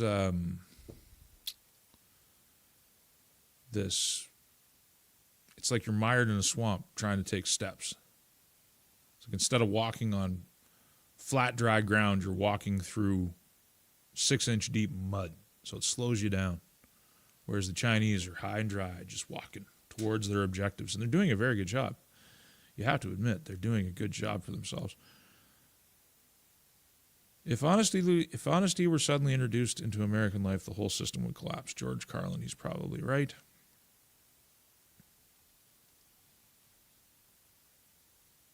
Let's see, we need to catch up. I'm still a half hour behind, so I'm just going to have to skip a bunch of stuff. Well water. This here? Yes, absolutely. Pure, unadulterated well water. It's amazing. One of the things I was worried about when I left Ontario is because I never saw the place we were moving to other than in video. I was never here before. I'd never been to Saskatchewan before we moved. I did as much area research as I could from back there because it was a big move and likely it was a one-way trip. But one of the things that I was really having anxiety about was the fact that I hadn't tasted the water. I didn't know what the well was going to be like. And I was blessed by the good Lord because this is even cleaner than the water I had in my well in Ontario. And I'm very thankful for that.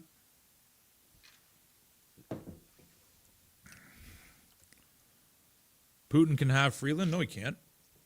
He can't because Ukraine already has her. She's already been given away, Vank guy. By the way, give me those weather reports. Keep them coming. Vancouver guy. The Nord Stream wasn't Russia, correct? Likely a Ukrainian operation, but using CIA assets would be my guess. But that was definitely a Western job. That was definitely a Ukrainian job. Wouldn't make any sense for the Russians to do it. Why would they shoot themselves in the foot? It's just the dumbest, stupidest storytelling, narrative building. It doesn't make any sense. The only thing Europe has that Russia wants is capital. This idea that Russia's going to march across Europe and take over everything, they don't want that liability. Europe is a gigantic liability. It was in the 1940s too. That's why Russia was shipping Germany all the resources, and Germany was shipping back machinery and finished components and capital. Russia's always had the bag of raw resources that Europe needs. And who has invaded more? Has Russia invaded Europe more, or has Europe invaded Russia? It's so funny. Russia's the big, bad guy. They're going to take over Europe. We're constantly told that. They're coming for us. But it's Europe that's invaded Russia, I think, 6 times. Just going off a rough count in my head. It's 5 or 6 times. Europe has directly tried to take Moscow. So we've been the aggressor the entire time when it comes to the Russians. NATO expanded right up to the Russian border. But the powers that be successfully sell the Canadian public and try to sell the American public and the European public this idea that the Russians are coming. Only ignorance can allow these ideas to flourish. Mike Dexter says, also the people that want Putin out, trust me, you don't want what comes after Putin. He's holding much more malevolent people back. I think you are right, sir. I think you are right. I've often thought about that, even in normal circumstances where the Ukraine war didn't happen. What comes after Vladimir? He's kind of holding a lot in check. And that's the problem with a personality, because time marches on and people age out. And when he ages out, what comes next? It'll be a big change for sure.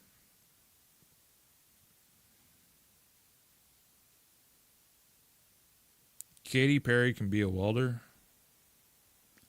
Justin, he ground clamp maggot. I don't know what that means. Mo was told to go to China. I think Mo had to go to China because a lot of the canola goes to China. And, I mean, if you study Saskatchewan politics, the rural areas decide how and who wins. I mean, the last election, it's actually kind of funny. I think we should pull it up on screen. Let's just do a little bit of let's do a little history lesson. First, I got to find it. We got to get 338 Canada up. I guess you guys are going to want to see this, aren't you? All right, 338 Canada. We got polling. Let's tell you a little story about Saskatchewan. Well, first off, while we're here, we'll look at federal polls. The Conservatives just can't seem to get a polling lead, and you can say that it's all fake polls. You can say that every single polling house is rigged against them, but I don't think that's the case. I think this is how Canada is breaking down. But let's go look at Saskatchewan, because this one's important. So here's your actual, can you guys see this? Okay, hang on, I'll just scroll a little bit more so you can actually see what I'm talking about. This is the actual electoral outcome, roughly. 54% to 39% NDP, okay? So there was, I actually think that's a little high. I think it was a 12 or 13 point lead for the Sask party in the last election. Huge number, huge margin of victory, right? But in Moose Jaw, north-south Moose Jaw, and north-south Prince Albert, if 2,000 votes had have flipped the other way for the NDP, they would have formed a majority government, though they lost the popular vote by 12%. And that's what would have happened, and it's happened before in Saskatchewan history. The turnout was massive because the rural areas and the small towns of Saskatchewan know that they don't want the leftism, which is coming from the federal NDP and creeping into the provincial NDP. This isn't Tommy Douglas's NDP anymore, Social Credit anymore. This isn't the NDP of Romano. This is something else. They don't want that creeping in. And so they turned out in massive numbers. And in the cities, the NDP vote was normal. But they still carried the cities, Regina and Saskatoon, whereas the Sask party carried all the rural ridings. So the rural areas still control Saskatchewan, but not by 12%, by barely 2,000 votes. And look at what they did, and this is what I brought this up to show you. So we have this new polling. So, sorry, there's the general election, 52 to 40, so roughly 12-point spread. Hopefully you guys can see that. Angus Reid and Angus Reid both have 55 and 54, with the SKP, Saskatchewan Party, out in front. But look what they did to us. Forum Research, Research Co., Liaison Strategies, Main Street, and Insightrix all put the NDP ahead. These charlatans and fakes, days before the election, they showed the NDP winning. And then they had the audacity to call it a polling miss. And I went back through time at the time. If you go back on my channel, you'll see some of my earliest videos since I returned were about the Saskatchewan election and how every single cycle the polling companies always overstate leftist support in this province. It's a trend, and it's only getting worse with time. They're overstating it by more and more as we go through cycles. This is how they try to create an artificial mandate. Kind of crazy. But that's what happened not last October, but the October before. But that being said, dealing with the canola tariffs is very important for Saskatchewan farmers, whether you like canola or not, or whether you think that's a big deal. It's a big deal to a lot of people here. And so that's why he went to China. But I also think, all you have to do is look at his reaction. Mark Carney is delivering his remarks, and you can see Scott's just kind of nodding along beside him, and then Carney spits out the term New World Order, and it's like you can just see a visceral reaction in Scott Moe. I don't think he's necessarily a bad guy. I don't know if, and it's kind of funny because I've talked to people since I moved here who have his ear, who are capable of having a conversation with Moe on a regular basis, and he listens to them. And these are people that I'm not far off of. I think we're in accord with just about everything. It's a much more responsive government than I'm used to. But when it comes to dealing with Ottawa, there just seems to be a great big blind spot for history, and there just doesn't seem to be energy to take it all the way to its conclusion. I think we're waiting to see what happens in Alberta, and I don't think it would be much better for everybody if the government just got on board with, if not a separatist message, a message of stronger autonomy from Ottawa. That's a good starting point.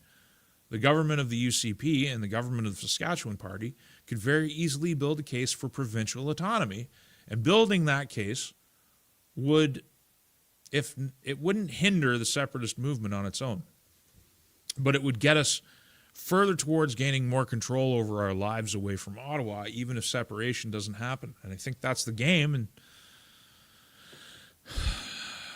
the powers that be seem reluctant to play that game right now. Ever since Carney came along, they're all pretending like everything's good again, and it's not.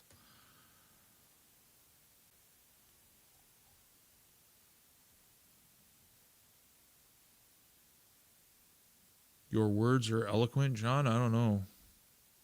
I don't know if they're eloquent. Canadian Spider-Man says truth at 3:26 p.m. Don't know what I was talking about 24 minutes ago. Hey, Frank, neologisms are perfectly valid.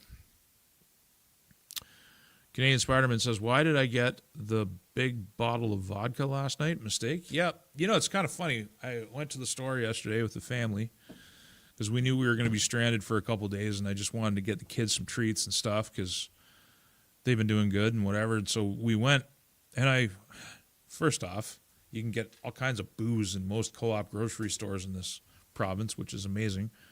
But I looked at all the beer, and I walked around all the liquor bottles, and I thought, I just don't really feel like going through that process. I got to drink, then I got to get a buzz, then I got to wake up tomorrow, and I got to work through it. And I just don't feel like it. And if I really want to get into it, I got a liquor cabinet full of stuff I don't drink anyway. And so I'm not filled with the regret that you are, Spider-Man, because I just couldn't get into it. Lots of bitching, no ideas, unfortunately. Well, there are ideas. I just don't think people want the idea, which is, if you want a federal party that's strong, then they got to be strong. Frank, hello, Jed Engineer. You should send me an email, Jed, if you're still in here. Go to my website, find my email. It's the same one you send e-transfers to. Not you specifically, but people do. You can send email there too. And give me your number. What is your opinion on the Prairie Prosperity Initiative that's growing in Saskatchewan? I think it's awesome. I want to see it keep going. I've been approached on a few occasions to get involved with it directly, and again, I think it's kind of pretentious to do so right now. But yeah, I want to see it keep going, and it's rooted in the rural areas, and put pressure on the government to create that space for a conversation about more autonomy. I would love to see a Republic of Western Canada. I think we're a ways away from that, but these are early days. But yeah, 100% support the Saskatchewan Prosperity Project. I've already seen fights amongst bottle pickers. Boy, that's getting desperate. Alberta has to get out. I agree. What's for dinner tonight, Frank? I don't know. I have no idea. I have tangible, nonviolent, effective solutions, but no one will listen. Join the party. Frank is cooking hot dogs and KD. No, I don't think so. Kraft dinner doesn't fly in this house. Neither do hot dogs, really.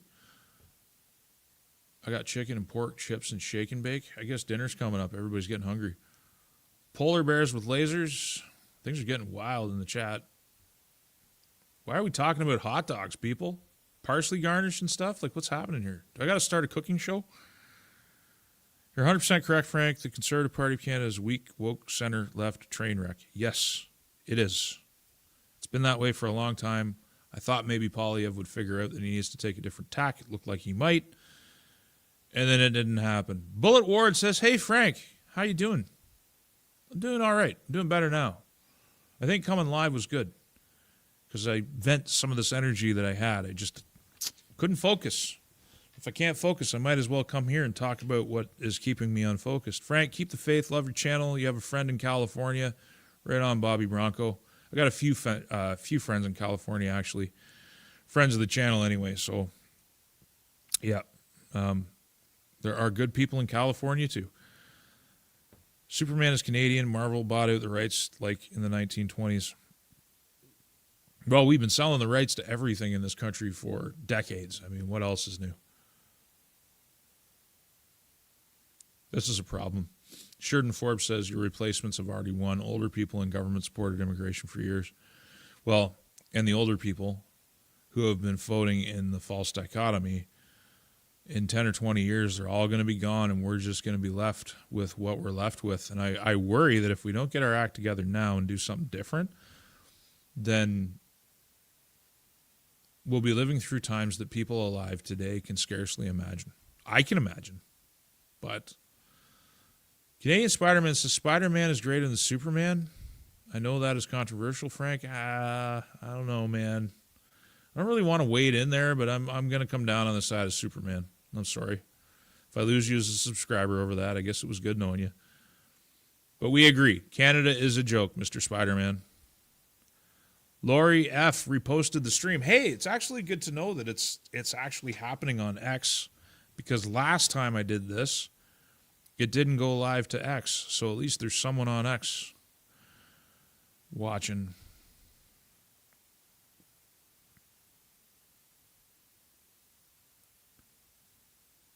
Just out of Battleford, Sask Highway 16. The Battlefords are beautiful. Bit of a crime problem, but the natural beauty is something else. I've only driven through it twice. I need to get back. Is it racist to note the fact that the most popular baby name list has been released for Alberta? Topping the list is Mohammed. I don't think it's racist at all to state a fact. Yeah. Because Saskatchewan only has hills in southwestern corner. Explored bit? I don't know about that. There's a lot of people up north. And there's a lot of hills. And there's a lot of beautiful bush. Saskatchewan isn't just flat. It has a lot more going on for it. Bangladesh just recently ousted their pro-China dictator. And yeah, there's I've been meaning to talk about what's going on in Peru, too. I believe the president just fell today, was taken out today, over a deal they had with China. The Don Rowe doctrine is progressing. That's for sure. And Canada's turn is coming up, one way or another, whether Carney's working with Trump subtly, and it's subterfuge, or whether he's totally working against. Our turn is coming, and there isn't much Europe is going to do about it. We're getting to the tail end of the calm before the storm, but you're still in the calm before the storm. Enjoy it. May you live an interesting time. An old Chinese curse. I didn't think Canadians would fall for the Russia thing, but they did, hook, line, and sinker. It's weird how we just sort of jumped on that bandwagon, but we do have we have a large Ukrainian diaspora that is very well connected politically and well funded. I think it's just about every other ethnic group in this country is better organized than ethnic Canadians, like the actual original Canadians or whatever you want to call them. Whether it's Sikhs and the Singhs or anybody else, they all seem to have better organizations than everybody else. We're supposed to have political parties. We don't even have that. Frank, you want Canadians to fight, but not in Trump style. So who would people look to as a model political fighter with a proven track record of winning is worth emulating? I don't think there's a model, man. I think there's a concept that I have in my head where, and I think Apple eating Pierre actually symbolized it. I think it was a good look and it was a good tact. You have to, in my mind's eye, I picture somebody who is calm enough, who is capable of meeting these people intellectually, having a debate, passionate, but always in control, and yeah, just fights on the merits and is unafraid to debate those merits and be more eloquent than Trump and more together than Trump, because that it's the brashness of here. That's why. And I say that it's not to denigrate Trump. It's to say that the Canadian population is successfully hypnotized against Trump because of the way he sounds and the way he looks. The spray, it's so weird because these people who think you can change genders like you can change clothes are really put off by spray tan and a hairdo and the way someone sounds. It's so superficial. But because of that those things and those traits, regardless of how they would manifest individually on another person, I don't think they work here. You got to have someone clean looking, you got to have somebody put together, and you got to have somebody that's in control, that is sophisticated, that looks sophisticated on in their public demeanor. And I don't know who that would be. Like, I think Poilievre had the best opportunity to be that, and instead he's become Pierre O'Toole. NATO is an offensive organization. Trevor, really hard to argue that it's not when it's been expansionist for the last 30 years. Promised the Russians they wouldn't expand, and then they expand right up to the border. And then they spend a lot of their time and treasure bombing countries in Africa and outside of NATO. Really hard to argue. Or wanting to get involved in a war against Russia via a non-NATO member, one of the few countries they couldn't take. You had a pro-Russian government. We went in and we overthrew that government, and we installed the government that still runs Ukraine today. We did that. Proudly we did that. Anybody that denies that is in denial of history, is deliberately lying for political objectives. NATO is an offensive organization. 100%. The drone FPV bomber tech I really do not like. I'm with you there, 13 and Sim. It is dystopian to an extreme. SAS should move away from canola into other crops anyway. It's goy slop poison and degrades farmland. There's a lot more going on here than there is in Ontario. Hey, I know who you are, government propaganda. At least I think I know who you are. And if you are who I think you are, I hope you're doing well, buddy. But speaking of that, back in Ontario, where I think you are, it's nothing but corn and soy. All day, corn and soy. And one of the pleasant surprises in Saskatchewan is there's virtually no corn. And there is some bean, but it's mainly canola. It's a sea of yellow, but I see flax, I see oats, I've seen spelt, hemp, 100, 200, 300 acres of hemp. There is more crop diversity, and there's a distinct lack of corn, but I agree. There's a lot of other things you can grow, and there's a lot of other markets that you can serve. But canola is a big one, and politics is what politics is. And so, like, I see the bags of unsold crop sitting in farmers' fields after the harvest last year. There were people who decided to harvest the canola and bag it up or put it in silos to see if something would change when it came to the tariffs out of China. And then there were the people who just didn't harvest it. They left it to rot in the fields or they plowed it down. And I'm seeing some of those bags empty and move and get sold now. Whether I like it or not, canola is it's a big deal here. Russia's army is decimated. I don't know about that. I mean, so in Turkey, that's where they exchange the bodies. And there's always far more Ukrainian bodies going back to Ukraine than there is Russian bodies going back to Russia. So maybe we won't know until the war is over exactly how many dead there really are. Russia is methodically winning that war. I've been meaning to do a video on Ukraine for a while in the war. Like I follow the daily territory lost and gained for both sides. And for the first time last week, Ukraine actually took more territory than they lost. For, I would say, 4 to 5 months going back, the Russians are always taking more than they're losing. And they're slowly taking over eastern Ukraine, and they're doing it very methodically. They're doing it very slowly. They could probably go about it faster, but they would have a much higher casualty count. And Ukraine is sacrificing thousands of men every single day to protect the regime, not to protect Ukrainian sovereignty, but to protect the regime. I think Russia's army is in better shape than most would give credit to. The Ukrainians just recently launched a counteroffensive. They captured in one day 50 square kilometers. The next day it was 27, and the Russians are slowly pushing them back out. And that's just the reality of it.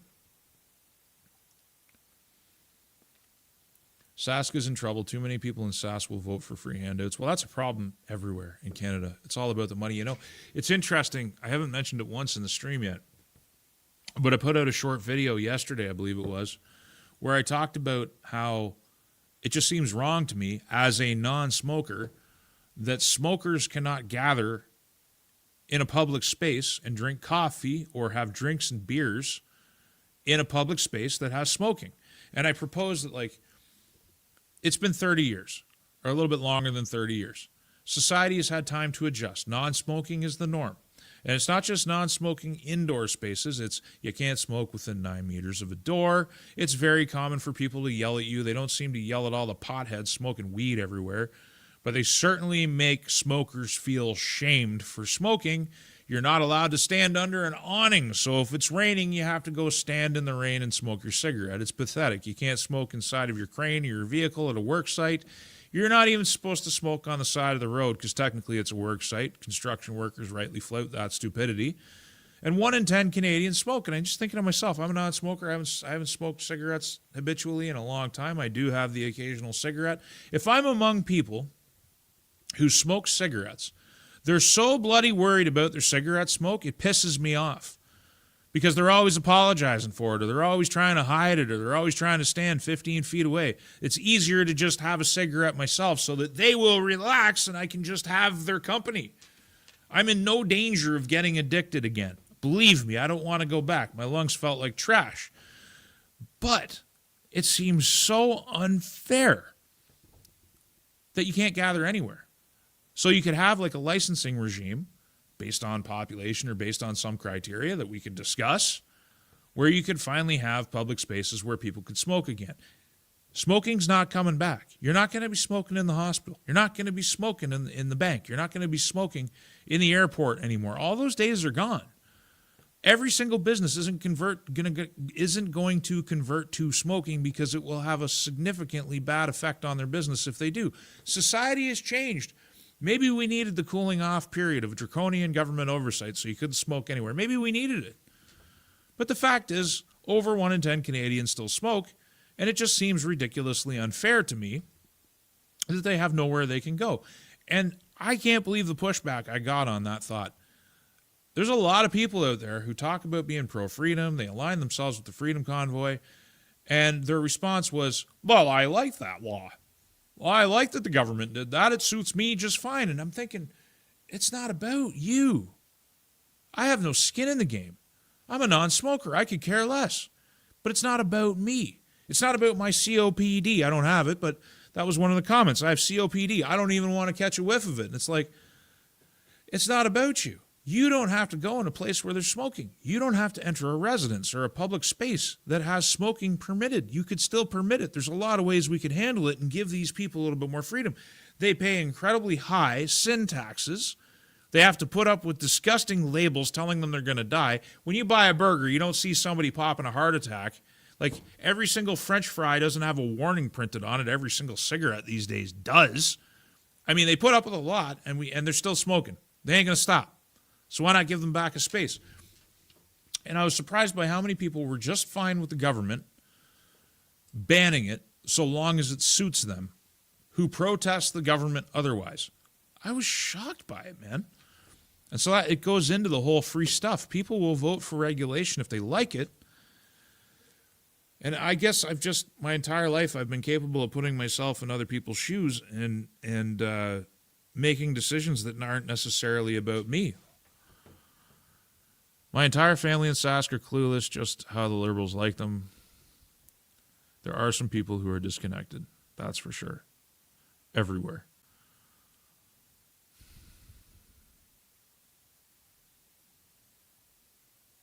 I grew up in New Brunswick and have no allegiance to Eastern communists.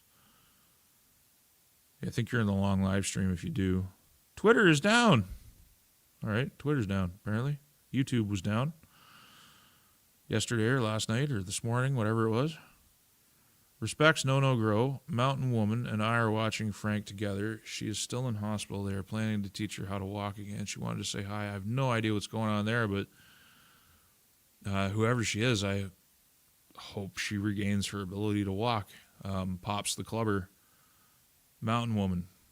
I'll be saying a prayer for you. Debbie Peters says, thanks for your great videos. Thank you. I hope they're good. I hope they're not a waste of time. Giazzi says, heading to work. Shalom. Hope you have a good day at work. Be safe. Frank, you are looking great. Keep the positive vibes. I could look better, my friend, but I'll keep working on it.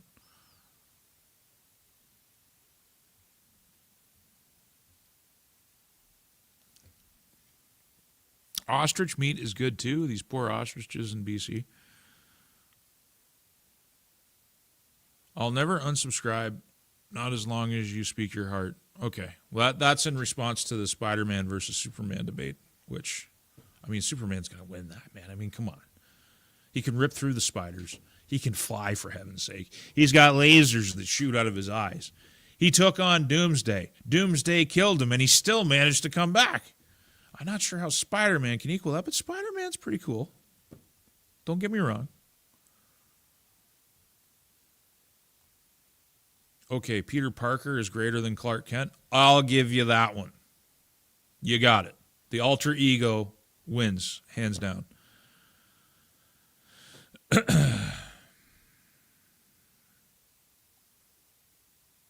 Nomadic says, I've developed an underlying worry of paranoia about natural water sources after this year.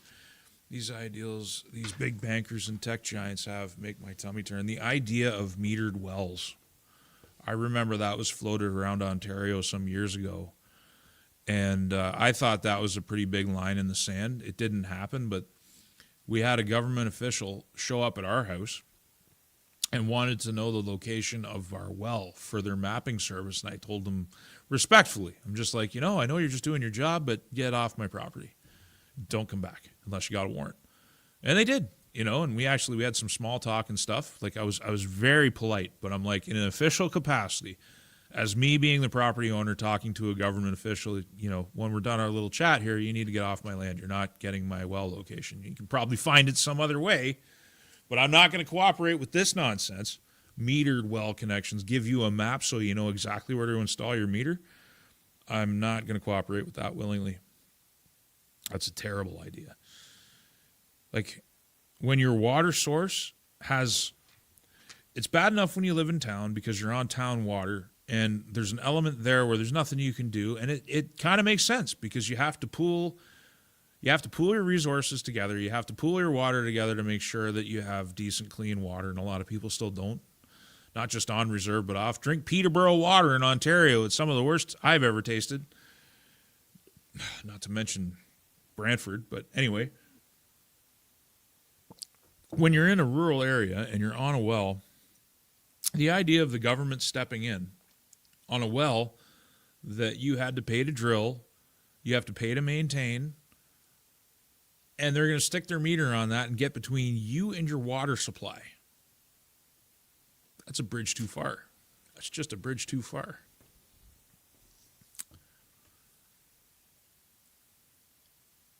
Frank, what evidence do you have that Russian language was under attack in eastern Ukraine? Jesus, man, do I have to do this? All you have to do is look up coverages from any human rights organization. Take your pick. You can look up UN documents. You can look up news from the region. You can look up anybody that monitors human rights. Pre-2022 is key, that monitored the situation in eastern Ukraine before you were told to care about it by the media, before the Russian special military operation began, before they got involved directly. They were indirectly involved before they got involved directly, before it was important to you, from the period of 2014 to 2022. Go online, use all those words I just spewed out, punch them into Google, and just start reading. And you'll find out exactly what Ukraine was doing in the Donbass and in Lugansk and in eastern Ukraine the entire time, trying to stamp out the ethnic Russian influence. It's very real. It's not fake news. You yourself should be able to look that up. And I've actually made videos to that effect. I mean, if you scroll through my videos and you watch my videos about Ukraine, you're going to find I did all kinds of that stuff. I think I did one recently, like within the last, I'm going to say 4 to 6 weeks. Maybe it was longer. Maybe it was a couple months ago. But I cover all that. Watch my videos. That's a way that you can see the source documents because I put them on screen. From day one, I called Pierre O'Toole. Well, during the leadership, he seemed stronger. But, here we are. Frank, have you heard of the Restore Britain Party? I have. I've heard about it ad nauseum. Maybe I need to look at it more. I'm not that concerned with what's going on in Britain because we got enough going on over here that keeps me occupied. Like I said, when I'm not talking about Canada, I'm talking about the United States. And then when I'm not talking about those things, and when I talk about the states, I'm talking about geopolitics, which usually concerns the Western Hemisphere and China specifically, and sometimes the World Economic Forum in Europe and that sort of stuff. And then when I'm not dealing with that, I try to get into Ukraine. I want to get back to Epstein and Charlie Kirk and all that stuff, but that's like fourth on the list, and there's only so much attention span people have.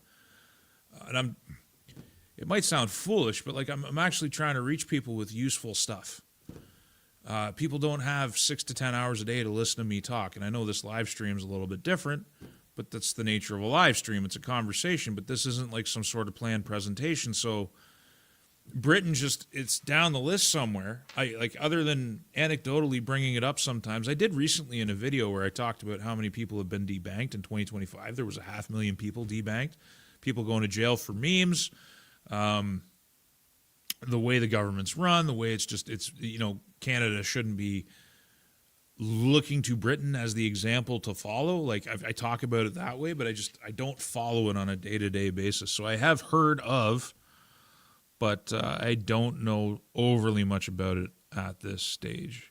And I keep seeing Rupert Lowe. Is that the Reform or Restore Britain guy? Rupert Lowe? I'll have to make time to check it out. Grow beer, not canola. That's fun. Hi. Oh, I forgot I could do this. I keep forgetting that I have all this technology. Hi, Frank Vaughn. That's not how you spell my last name. There's an A between the H and the N.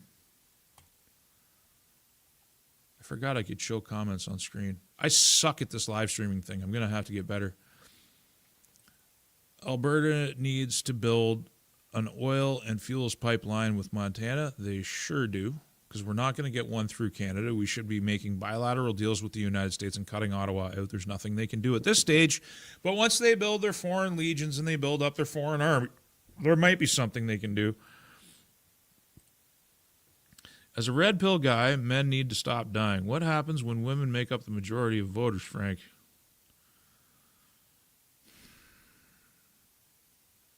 Well, I'll tell you, my wife voting is a good thing when she does vote. She was university educated at a very liberal university, and she is about as feminine and opposite of woke as you can possibly imagine. They're not all cut from the same cloth. Wine liberals, wine moms, cat ladies. Even there's some good cat ladies out there. You're not my cousin, okay? I agree. Smoke pot or smoke cigarettes, it's equally dirty and smelly. I don't think so. I think pot is way smellier. Like, and I'm not exactly unfriendly to pot. I think there's, ever since legalization, there's no subtlety anymore. Everybody's just out there blazing the stinkiest bloody weed, and it's like, I don't know. I miss the discretion of prohibition. I really do.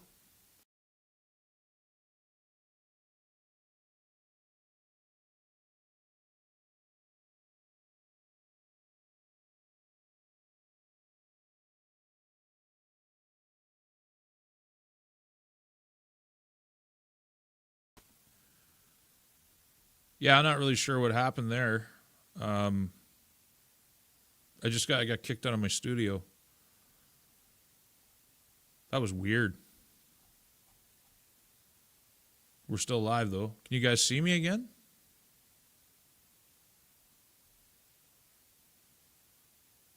Can you see me again? Okay. Yeah, that was weird. I was just all of a sudden kicked out of the studio, but clearly the stream was still going. Uh, what were we even talking about? Discretion, weed. Yeah, I don't know. I wish it was more discreet still. Like when we went out trick or treating this year, and there were people set up to take kids in the driveway, and they're just blazing gaggers. And like I called my wife and kids back in the van, and we drove past that house, and then there were a number of other places where we encountered the same thing, and it's like, do you really gotta smoke weed when you're handing out candy to kids? Like, I don't think you should be getting drunk off your ass either handing candy out to kids. Like, can you just put it away for a couple hours? Like, do you really need to be smoking it every second of every single day? Like, is there zero self-control? And that's the other thing. If you don't smoke it as often, you don't need to go through as much of it, so it doesn't cost you as much money. You develop a resistance to it like everything else. If you slow down, you can save money and still get as much value out of it. It's just, anyway, I miss the subtlety of everything's addictive, including weed. The idea that weed is not addictive is ridiculous, but addiction is, it's you. It's not the idea of physical addiction. You can make a decision to stop anything. So maybe addictive isn't the right thing, but habit forming is the right way to say it. And habits can be broken. I've got one habit that I am breaking right now, and that is the reward mechanism, the dopamine mechanism, that anytime I work and I complete a task and I feel good, I celebrate by having something to eat. Other people drink. Other people smoke meth. Other people do fentanyl, I guess. I don't know if that's a reward mechanism. I think that's a little bit different, but everybody's got something they do that they celebrate. And I think regardless of what it is, even if it's just coffee, like I love coffee. I drink coffee every morning. Periodically, I quit for 10 or 20 days. I just stop drinking coffee, and I go through the withdrawal, and I go through everything just to demonstrate that I have control over it. And I've done 5-day food fasts. I haven't done dry fasting yet. The longest fast I ever did was 8.5 days, where I didn't eat a single thing. I took some electrolytes. I did a lot of walking. I did a lot of working out. I lived my normal life, and I didn't eat for 8 days. And, it feels really good. But the thing is I know in my heart of hearts, I have not mastered the habit loop and the dopamine hit of eating as a reward mechanism. And it's the last on my list. I have beaten every other thing that I've ever enjoyed. And when I say beaten, it doesn't mean those things leave my life forever. Like I used to, when I was younger, from about the age of 16 until I was 23, I smoked. And then I got sick of my lungs feeling like trash, and I couldn't afford to smoke anyway, and so I just quit cold turkey. It sucked for a bit, and then I got over it. But like I said, if I'm in the company of smokers, I'll have a cigarette with them.